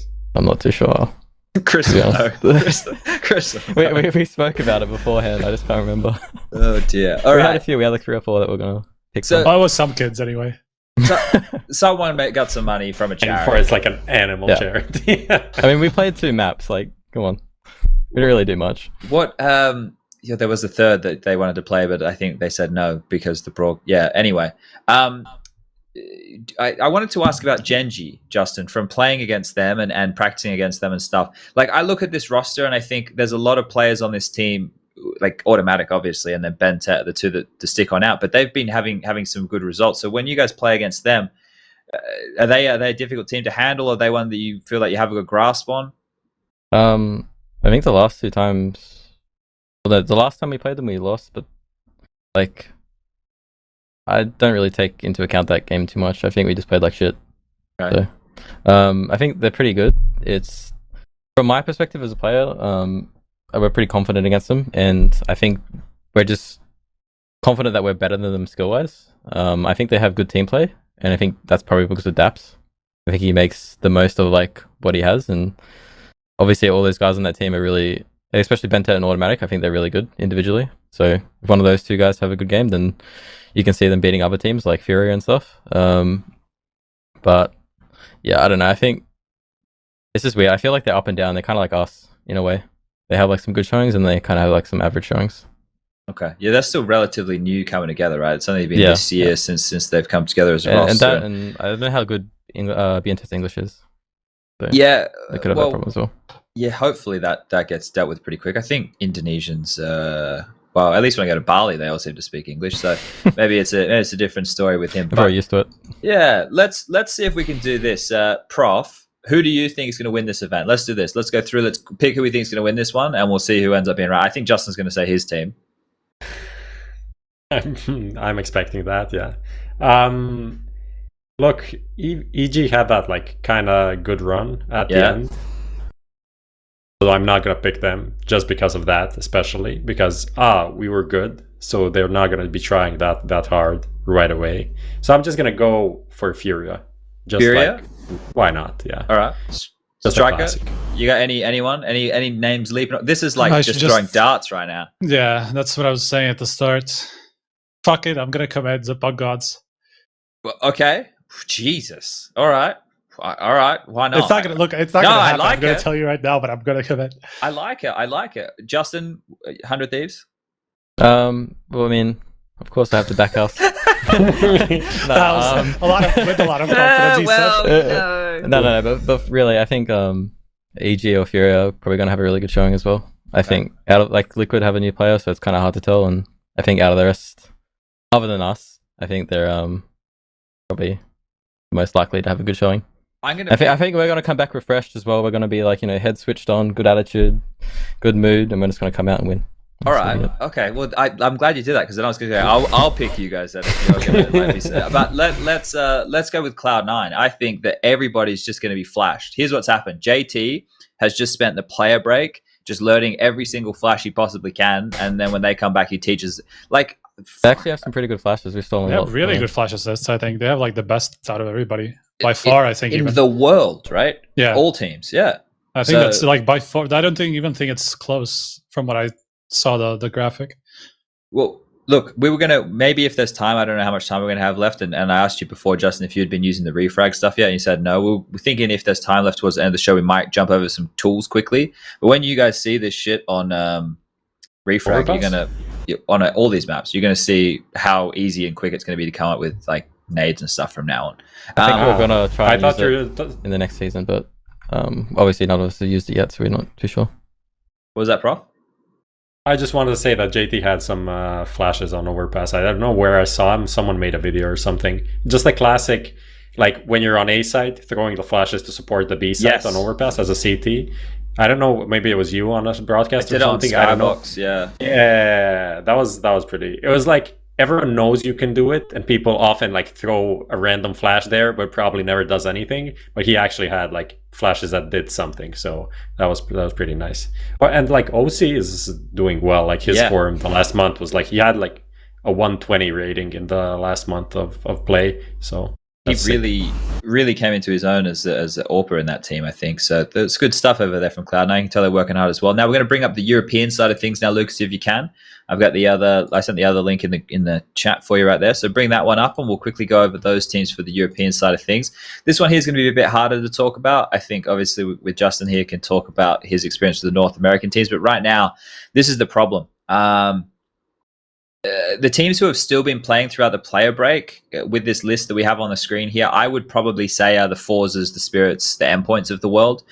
We know that Big worked super hard to get to where they are with that #1 ranking, so I hope that they're taking a much needed break. Complexity, I think Obo and Rush would have had to have gone back to North America. So they're playing already, I think. Really? I'm pretty sure they're already playing Complexity, because they're or at least like close to playing some random event. I forgot what it was. Let me check that out actually. So I think they were invited into something, but then they pulled out. Did they pull out? Like some of these, like 9 to 5, or Malta Vibes or something. I don't remember exactly. But I'm pretty sure they're playing something like next week or something just before this. Okay. Well, I was going to say that they might have a bit of an issue because of the whole visa situation, right? Like, I think you can only spend 90 out of 180 days or whatever. So if they go to Serbia, which I think, did they go to Serbia for a little while? Then I think they can avoid the stuff within the Schengen and the EU or whatever. Maybe there's solutions. I don't remember. They got Dallas Cowboys money. Who gives a fuck? They're going to be fine.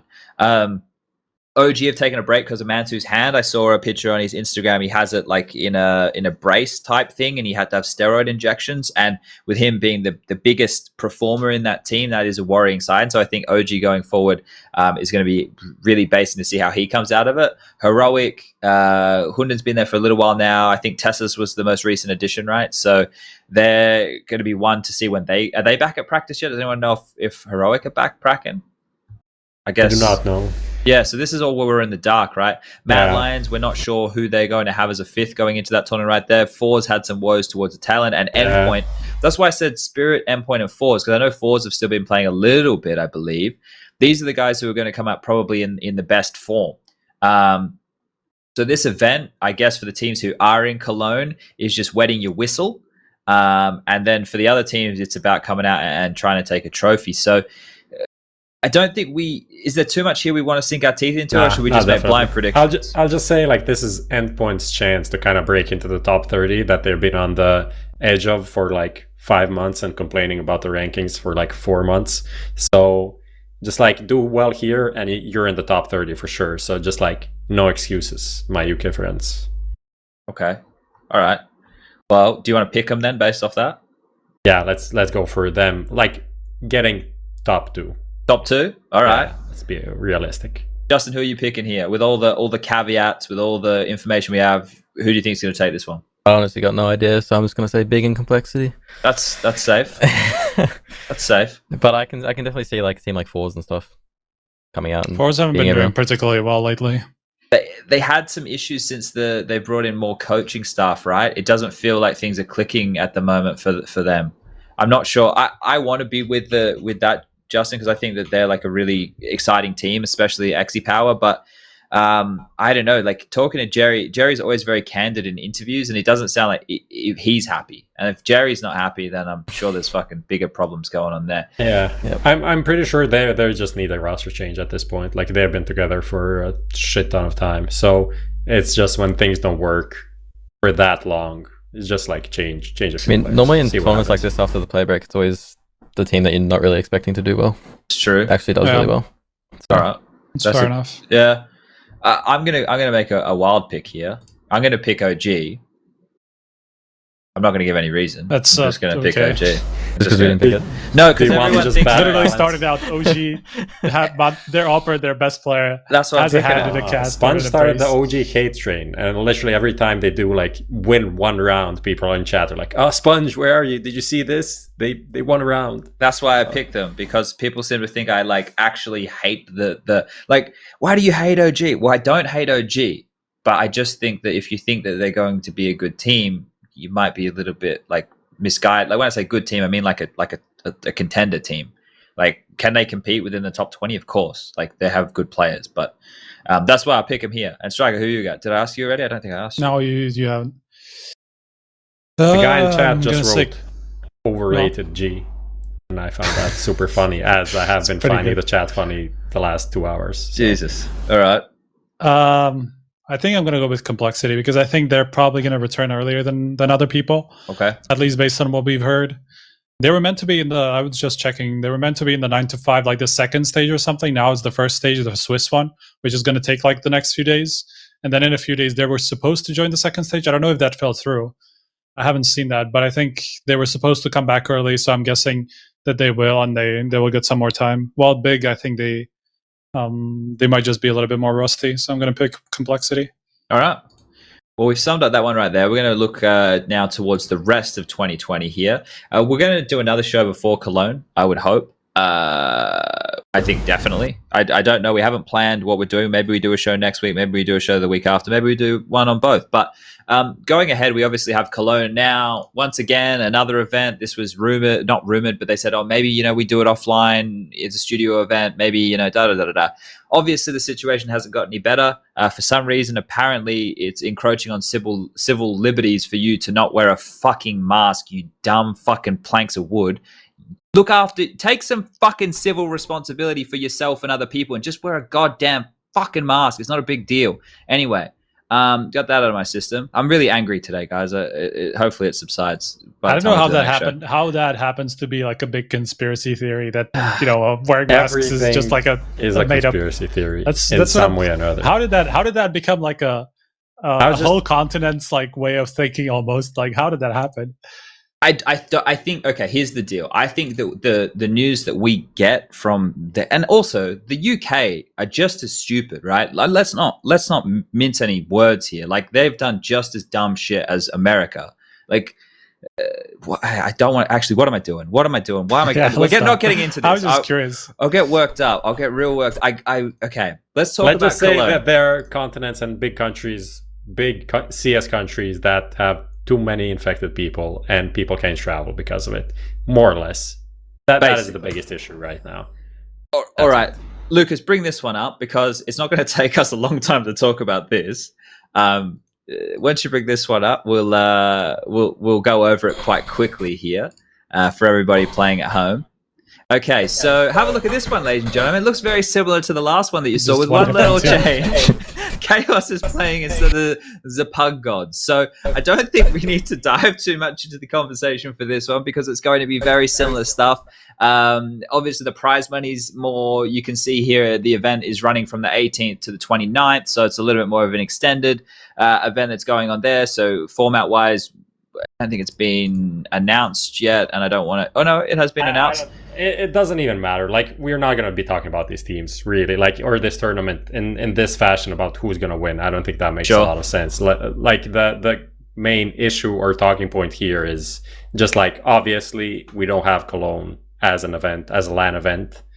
And what does this mean going forward? Like, is there going to be a single LAN in this year? Now, okay, so because I am one of the people who probably gets a little bit more information than I should from TOs and stuff, this is where I have to be like Striker was before when we were talking about one of those news pieces. I have to be very careful with what I say.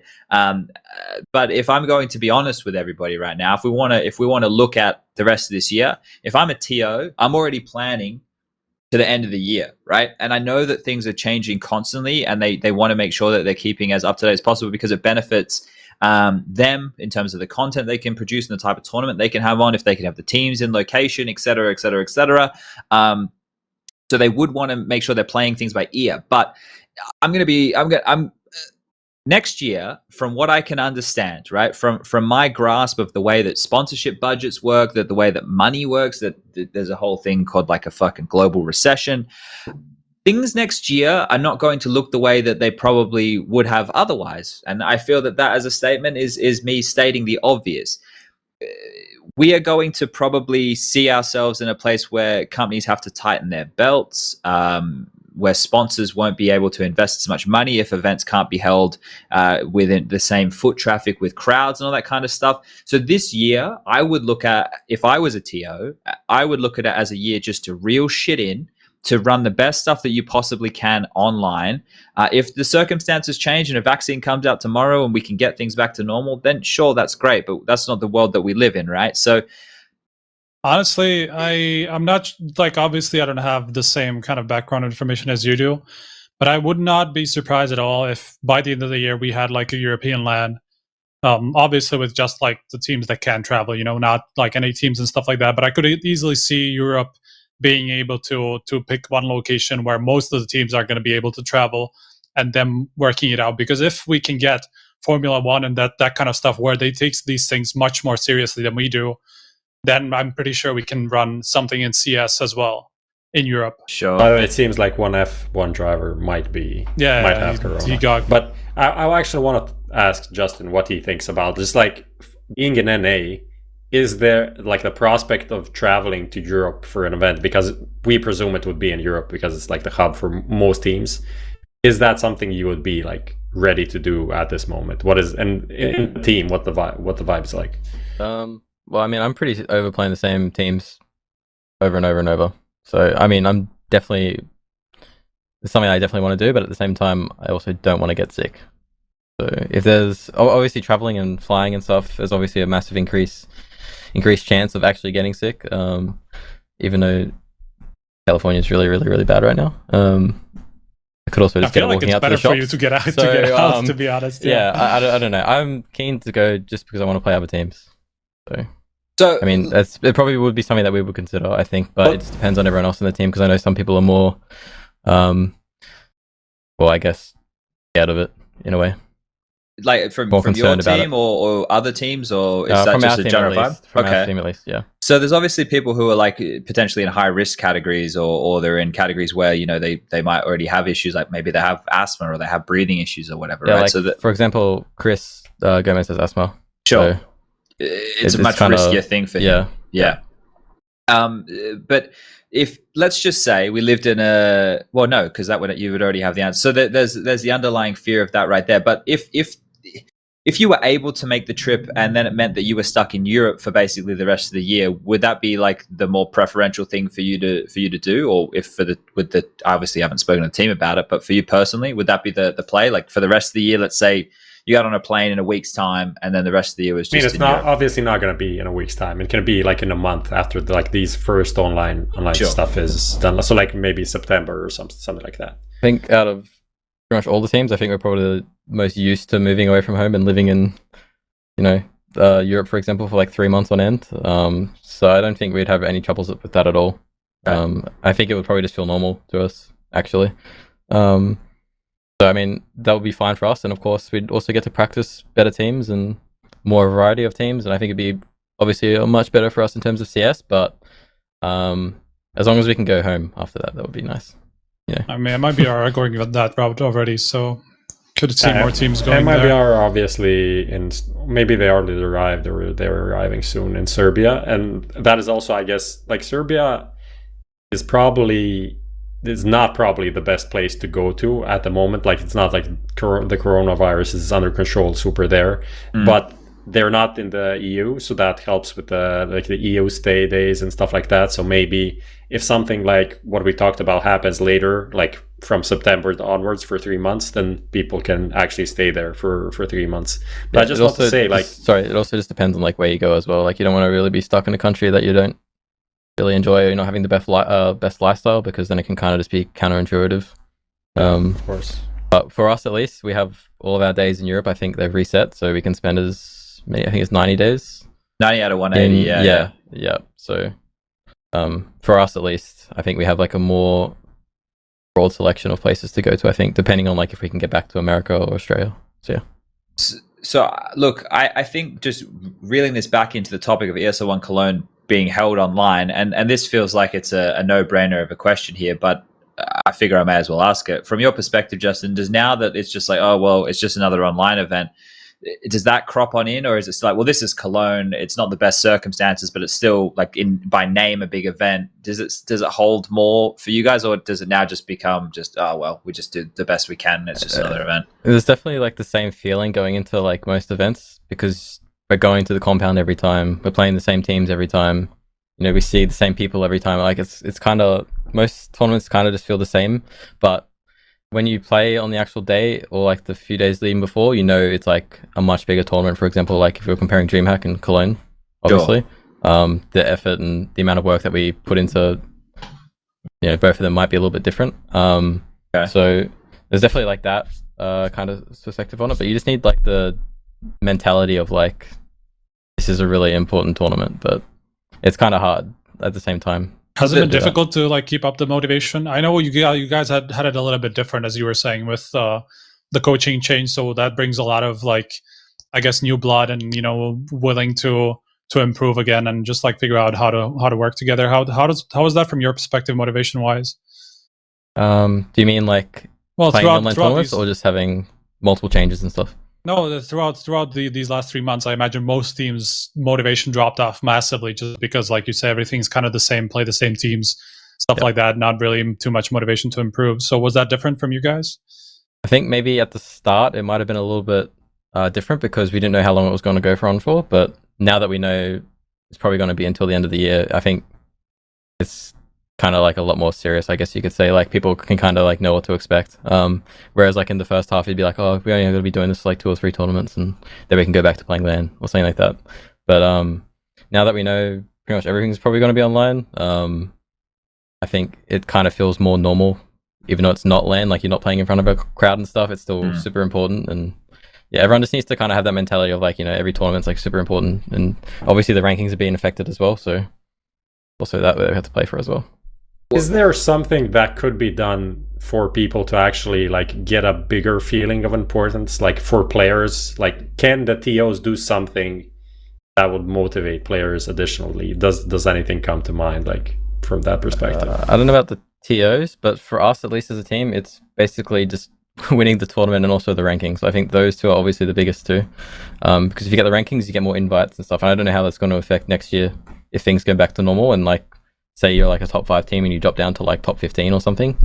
I don't know how that's going to affect other teams, but it's definitely, everyone still wants to stay in the top 10 just in case, I think. And that's mostly what we're playing for right now, as well as because we had the coaching change. We obviously need to like build all of our stuff back up and like incorporate new things into the team. And it's kind of like a building phase for us, at least. But it's a little bit weird because everything's online and we don't exactly know like the reason for some things happening, and it's kind of like hard to explain. But so just with what Prof was saying right there, so I know that Blast had it set up, and I think they tried with some teams for Pro League, but having cameras set up in bootcamp spaces or whatever where the teams were playing from, like if you knew that there was a webcam on you the whole time while you were playing, or they had like a room shot as well, knowing the eyes are physically on you in that sense and your reactions are being picked up, or maybe they're using TeamSpeak stuff, does that would that change your approach? Would that make you think any differently? Like, obviously we want to say no, we play the same regardless, but do you think that would have any effect? I think so. I think people might react differently. Okay. maybe like not in our team at least, but I'm just using an example. Maybe other teams they might not get. Maybe they get more upset when they're not on camera or something like that. I think that's something to look at as well. For us, we didn't have our cameras on for Blast because of like some sponsor stuff. So we couldn't actually do that. And yeah, I can't really speak to that because we didn't have that kind of experience. Sure. But I think maybe. I think so. I mean, people were like playing up to the camera and just like doing stupid shit every now and again when they knew there were webcams on. So I feel like it changes something for sure. I don't really. Now that I think about it, when I'm actually playing a LAN tournament, I don't really think about the camera in front of me. Like I don't see it. So I don't know. No, I get what you're saying there. It's like it's just a part of it, right? Like they have the camera on the stand behind you. You just it might be a little bit different online, like a webcam, like I'm streaming or something. It might feel a little bit weird, but. Well, like some of the stuff we saw from like the Complexity guys, I'll use their example again, like how animated they were and like when things were happening, like they were exactly like what Striker was saying, they're playing up to the camera. So I think for the viewer, that definitely makes things a lot better for the viewer, right? It definitely makes things a lot better from a broadcast perspective. So there's always that element right there. But the next subsection of this we have is about Pro League major chances are happening. Now, if I was a betting man, I would say that, you know, that Pro League can probably just happen in the same way as it happened before. But the major one is where I don't know what happens with the major one. What do you reckon, Striker? There's no way. I'm not going to say no way. There's always like a chance that, I don't know, a vaccine comes, everything just suddenly fixes itself. Probably not though, right? That's if the we're thing. Going to be realistic. Something like taking aside like specific, maybe like one player in one team and like two players in another team, and then 5 teams would be completely unaffected by people that are scared of actually traveling. Like there is nothing stopping Valve from flying 16 to 24 teams into Cologne tomorrow. Not tomorrow, but like a month from now. Like there is nothing. Like there are no technical limitations on that. No one is blocking people from traveling. You just need to go there and be quarantined for 2 weeks. Like, and literally put a PC in their room. It's not like most CS players are doing anything else. So like that literally can happen. Sure. It's just about the money, and is it worth it? Is it worth the hassle? So there's things that you have to consider though, right? Like, and this is me putting my TO hat on again. So obviously I know that things are fucked and no one saw this coming, but when this contract would have been signed between the companies, assumably it was signed to be in, well, obviously it was signed to be in Rio in Brazil. I don't know like how they change those obligations, if that voids the contract, if Valve look at it and go, well, this year's completely fucked. Do we just cancel everything? Do we not do a major this year? Because what you're saying is bang on, right? Like in the sense of if we wanted to get Justin and his team on a plane right now, we'd fly them to the UK. They'd have to spend 2 weeks in the UK, but there's no reason that they couldn't set them up in a quarantine situation where they have computers and they could boot camp and play anyway. And then after that, they can transition and they can go straight over to Germany and they'll be able to play, right? They're probably going to go over for a 2-week boot camp anyway. So is it possible? It's definitely possible, but I think there's a lot more legal things, or Valve being the company that Valve are, like what are they going to do now? Obviously they changed the thing and they started running more of these RMR events to keep the calendar stimulated, to make sure that we were keeping the best teams, or at least the teams who were performing the best at the time, in contention for the major. But at the same time, what is their viewpoint, right? Like, what do they think? What are they possibly? We never know. And that's the thing. Like, it's like we just have to make a bit of an educated guess, right? So I would assume this is more up to ESL than Valve, though. I feel like Valve, especially because Valve are more like, of course, it depends on how they're working at this point. If they would actually be able to make like, you know, stickers and that kind of stuff work the same way as they would have, because I don't know if they're like working from home, which like detracts from their abilities to do stuff and stuff like that. So I feel like it would be more up to ESL, and if they were up to the hassle, then if Valve, who basically just comes in, does the programming stuff, and puts in the bucks, you know, the $2 million that are supposed to be up for the next major, and that's about it, right? Like Valve doesn't have a big part of the job to do, at least not on sites, right? They have to do some stuff from their offices or whatever, but not actually on site, where it's more up to the organizers. So yeah, I mean, the thing is, Like the biggest issue is like the ESL contract. How does that work? Like because obviously, if you get a major and that major turns up to be just like a LAN without any audience, it's a big difference. But potentially, it can be just pushed into next year. Like the ESL can still have a major next year when shit potentially gets solved. But that's also a thing. Like, when will that happen? And all of that stuff. From the other side, it's like, would you rather have a LAN or nothing? That's why I was saying that there's bound to be like some organizer who will just come in and say, okay, we're just going to do a LAN, right? But especially like from Valve's point of view, like not having a major for the whole year and having all of these events building up and not having anything, and like nothing is going to change until like March next year. Nothing is radically going to change. Like it's very unlikely that it will. So I don't know. Sure. Look, can you make more noises? No, but here's the thing. It's like it's so unknown. It's so the thing is I don't think they can't postpone. They can't postpone it. They either do it or they don't do it. Right? They either run the event or they just go, oh, sorry, we're not doing it this year. We'll wait and see if things get better. And if they say, I don't think they'll say, oh, we'll wait and see if things get better and completely cancel. I think they have to do something. And I think by the time we get to November, it would make sense to do what you're saying and be able to fly everybody. And at that point, I really think that America's gonna. I don't think they're gonna get their shit together, but I think that they're going to be looking better by the time we get to that part, and people are going to be more willing to travel. I think America is just on a time delay from the rest of the world of realizing how bullshit this thing. Like when I say bullshit, I mean how fucked up it is. Because Europe, people can travel. People can come to Malta now. I can fly to Germany. Like I can do. There's no problems. I just get on a fucking plane and I go. I wear a mask. I don't do anything stupid. That's it. That's simple as that.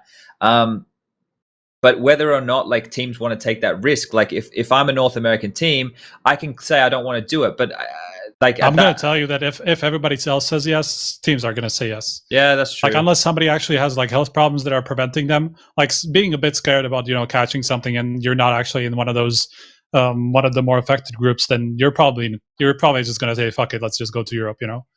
Especially if you're in America where things are much rougher than anywhere else, almost. I'm down to go. You down to go?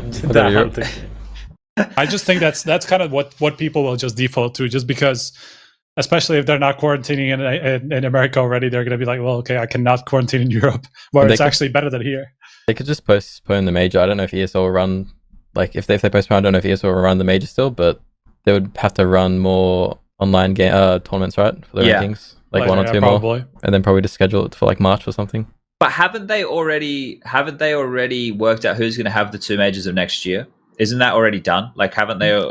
Supposedly, yes. So if they've already picked that, then that's why they can't delay it. I mean, they already picked the second major of this year, and then that's obviously not happening. So I think that's also something to be considered, right? It's probably just going to be pushed. I don't think that happens. I don't think they kick the can down the road. If they had already decided who was going to run that major, like next year, the first major, let's say that ESL, like it's not happening. ESL don't get the first major in next year. Whoever had it booked gets the first major in next year, right? So, breaking news. Yep.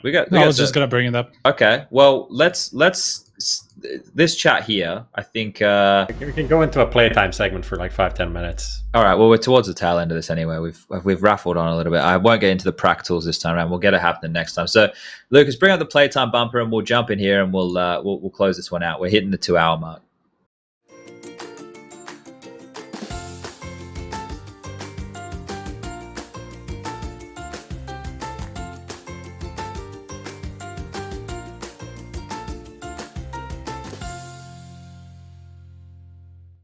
All right, we're on. We're back. We're here. We're ready. This is breaking news. Astralis in talks with Mad Lions over Bubzkji. So I thought the madness had ended over there with the whole Astralis situation, but Jesus fucking Christ, let's strap ourselves in for some more. So if you missed it all, Astralis, well, they added some players, right? They got themselves an Essa tag. They got themselves a Yugi. They had themselves a Snappy as a stand-in.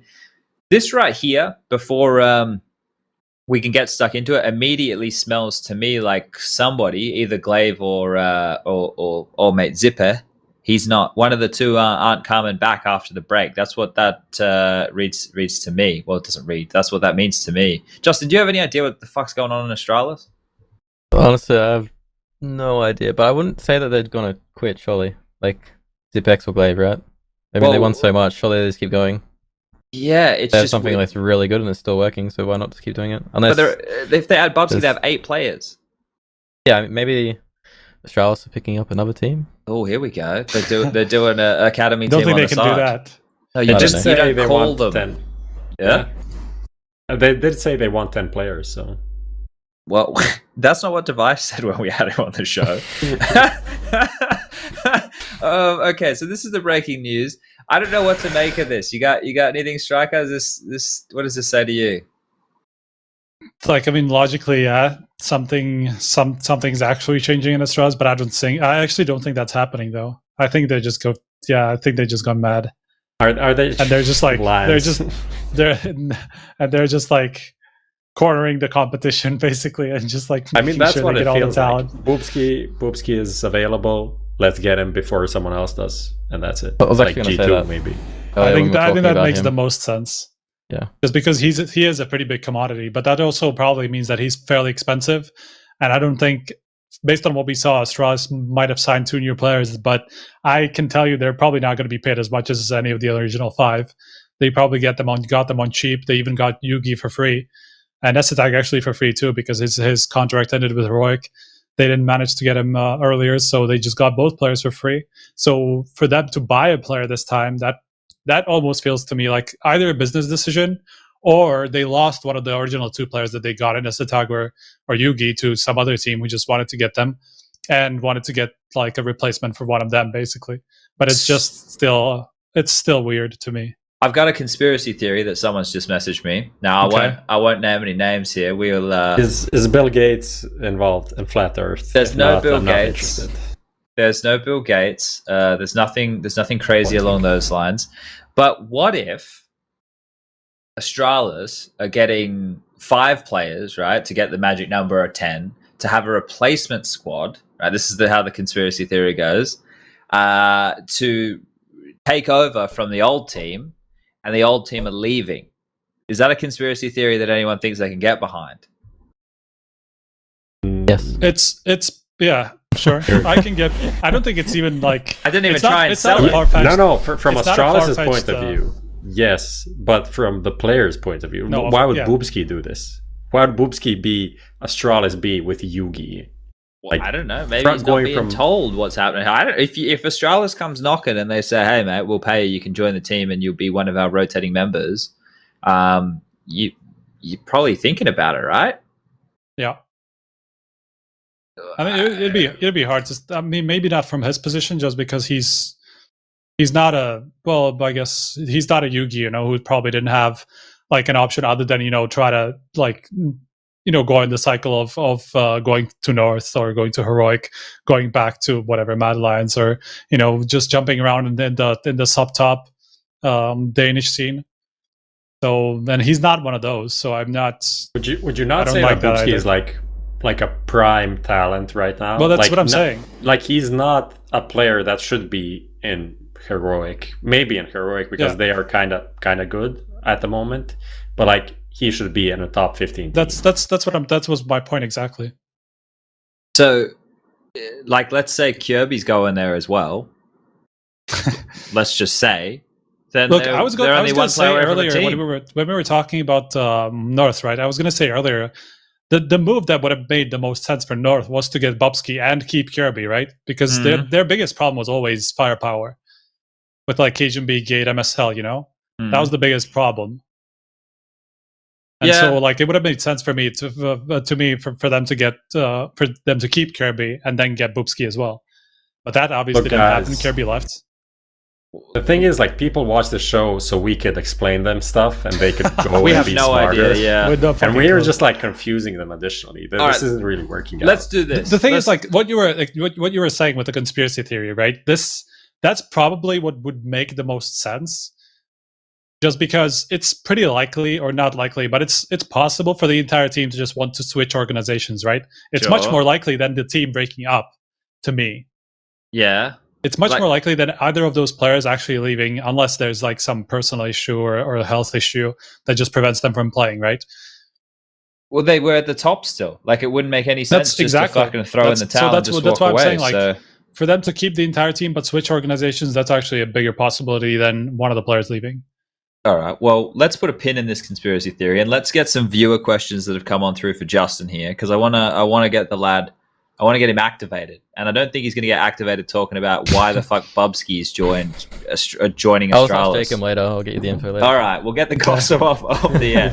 But Prof, you're normally in charge of seeing what's been going on. I collected a few, some from Instagram, some from Twitter. So thanks to the guys that sent them in. It's going to be just like kinda short answers, quick fire, but not like super fast. So what Will asked. Did you get any big NA offers?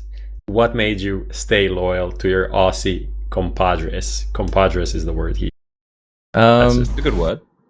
Over like the last 4 years, you mean? Most probably. Yeah, probably, I guess. Yeah, probably. Or however long. Yeah. I've had a few NA offers. And some were kind of close to happening, and then some stuff fell through, and then everything worked out for us in the end. So each time it's actually happened, it's come out better actually. So it wasn't one of the big teams, I assume. Depending on how I define big teams. Yeah, but like people have reached out to me and asked about it, put it that way, and I have in the past thought about it depending on like our situation in the team. Sometimes it's obviously pretty bad, and other times it's probably pretty good. So it kind of just depends on when they ask me, and like how I responded. But recently, no. Jay asked, highlight of your career. I don't know. You don't know? What do you mean? Semi-finals of a major, I guess. Mate, the fact that isn't the first thing out of your mouth, followed by being a top 20 Counter-Strike player in the fucking world. But the major one was good because even though we lost to Vanguard in the semi-finals, I felt like that match was like really intense. I felt like I could just do anything. So in terms of like the way I think about it, thinking back, I kind of felt like invincible almost in that game. It just kind of sucks that we lost, but in terms of like team achievement, definitely the semi-finals are major, and Kjarbye. I think Kjarbye is a little bit more special though, because it's a more, at least the arena and stuff, it's more prestigious. You know, it goes on year by year, and a lot of things have been done there. So making the playoffs there was, I'd probably say, bigger than the semi-finals at a major, just because of the prestige of it and how long I've actually been wanting to play on that stage for. Tarmac is gonna love that you said that. Okay, I hope so. Said it, don't worry. Did you? Is it annoying that you? This is not a question. I'm like, this is my question. Is it annoying that you didn't win any more trophies except that Shanghai one in 2017 with nifty and NAF, right? That was the lineup. Yeah, it is really annoying because I feel like that event wasn't really like that big at all. I think the prize pool was fairly big, but in terms of like the teams there and the atmosphere, it definitely wasn't anywhere near like an ESL event, for example. So yeah, it is kind of frustrating, and of course Beijing would have been good as well, but we're playing Astralis in the final, and it was our first ESL event final, I guess you could say, so it is a little bit different. But for me at least, the ones that I want to win are like the big ones like Cologne and Kjarbye, and the ones that are like memorable, sorry. Yeah, it is annoying. Yeah. Didi Kimchi asks, where should kassad coach? I actually don't know, because I think kassad brings a lot of things to the team. He just needs to get along with the people in the team, and they need to get along with his work ethic and attitude as well. So I think it kind of just depends on like which team he goes to. So you can't really say until they start working together and all of that. Yeah, and I don't really know what other coaches are available and which teams need coaches. And a lot of people seem to think like, a lot of people always talk about Liquid having a coaching change, right? Do you think kassad would work coaching Liquid, or do you think the personalities would clash there? I think maybe the personalities might clash a little bit. I think Alex would probably be good coaching a European team, because then he can stay at home as well. I think that was one of the factors in him leaving us both times, just because he's so far away from home, his family, friends, same as us, and obviously it affects people. So I think he would probably be better coaching a European team or an international team where he can actually be in Europe. I think that would be much better for him. So there's one from Twitch chat actually. It says, "Can you tell us some spicy things about SPUNJ as a teammate?" I need the worst story. This is right in front of him, which means you can basically say whatever you want. You're not going behind his back, you know. I don't know. I don't want to. If you remember that, if you remember that far, Jesus. I remember a few things, but he's not as old as you. No, go for it. I don't give a fuck. Everyone on the internet knows everything about me. It's not really like anything spicy, but the story of when you with your ex-girlfriend, you broke up with her, and then you drove past her. Oh yeah, in the car. That one was pretty funny. That's not really spicy. That's just the story. Well, look, it was a rainy day. You can explain it if you want. No, we won't explain that one. I thought you were gonna tell the story about the bats when we were in Cologne. I didn't even remember that. Actually, now I remember. That's not spicy. That's funny. So Chad had a nightmare. He thought that there were bats in the place, and he started getting up and screaming, and there's bats and shit, and throwing stuff around the place. I have night terrors, guys. I have night terrors. Justin and I didn't room together a lot, so I don't think we'd have too many. Maybe it was just a prophecy of like the coronavirus and maybe with that and shit. And thought about that fucking fly. It was 40 degrees, and we were in this place in Cologne. It was it's called Wienerplatz. No joke. I know where it is because I lived in Cologne. And where we stayed, Justin, dude, I remember it all. But where we stayed was a shit area, man. But just to the story's sake, we're sleeping. We had this one toilet between 6 dudes laying in this place. It was 40 degrees. They don't believe in air conditioning in Germany. And we're sleeping and we're all had to move into the rooms at the back side of the house because the ones at the front side of the house were right near a bus stop, which was constantly making noise. And I do get night terrors. I don't get them as bad anymore. But I thought that a bat flew in and was attacking me, and I screamed and I threw the blanket half out the window. So that was that there. But I think as a teammate, I think I was a shit teammate, if I'm going to be honest. So there must be some. I don't know. You weren't a shit teammate. You just a little bit of a little wigger towards the end. I was emo. You kind of like I was took emo. yourself out a little bit. Yeah, I did. What word did you use? He like wigs out like. Oh, wigger. Okay. Yeah. Yeah. Like he's. No, you should have seen the place. You should have seen how bad it was towards the end. Like, oh man, I don't even. Other than that, you're perfect. You're a good teammate. There I'm going to throw you under the bus. I'm perfect. Nothing bad. What's the next question? Very motivational. That's what we're doing as a team right now as well. That's positive. I like that. There's a question. Says this is a pretty personal, emotional question, maybe, but you witnessed with your own eyes SPUNJ dunking on Titan on Mirage. So how did you? So I can't actually remember that game because I was playing B on Mirage. So basically, all I was doing was jumping up and down, and I can't remember where Chad was actually playing on that game. I was Did you see like that's why SPUNJ on the kill feed all the time? I was like, what the fuck is going on? Like, who took SPUNJ's PC? Like, is Simple sitting there right next to you or some shit?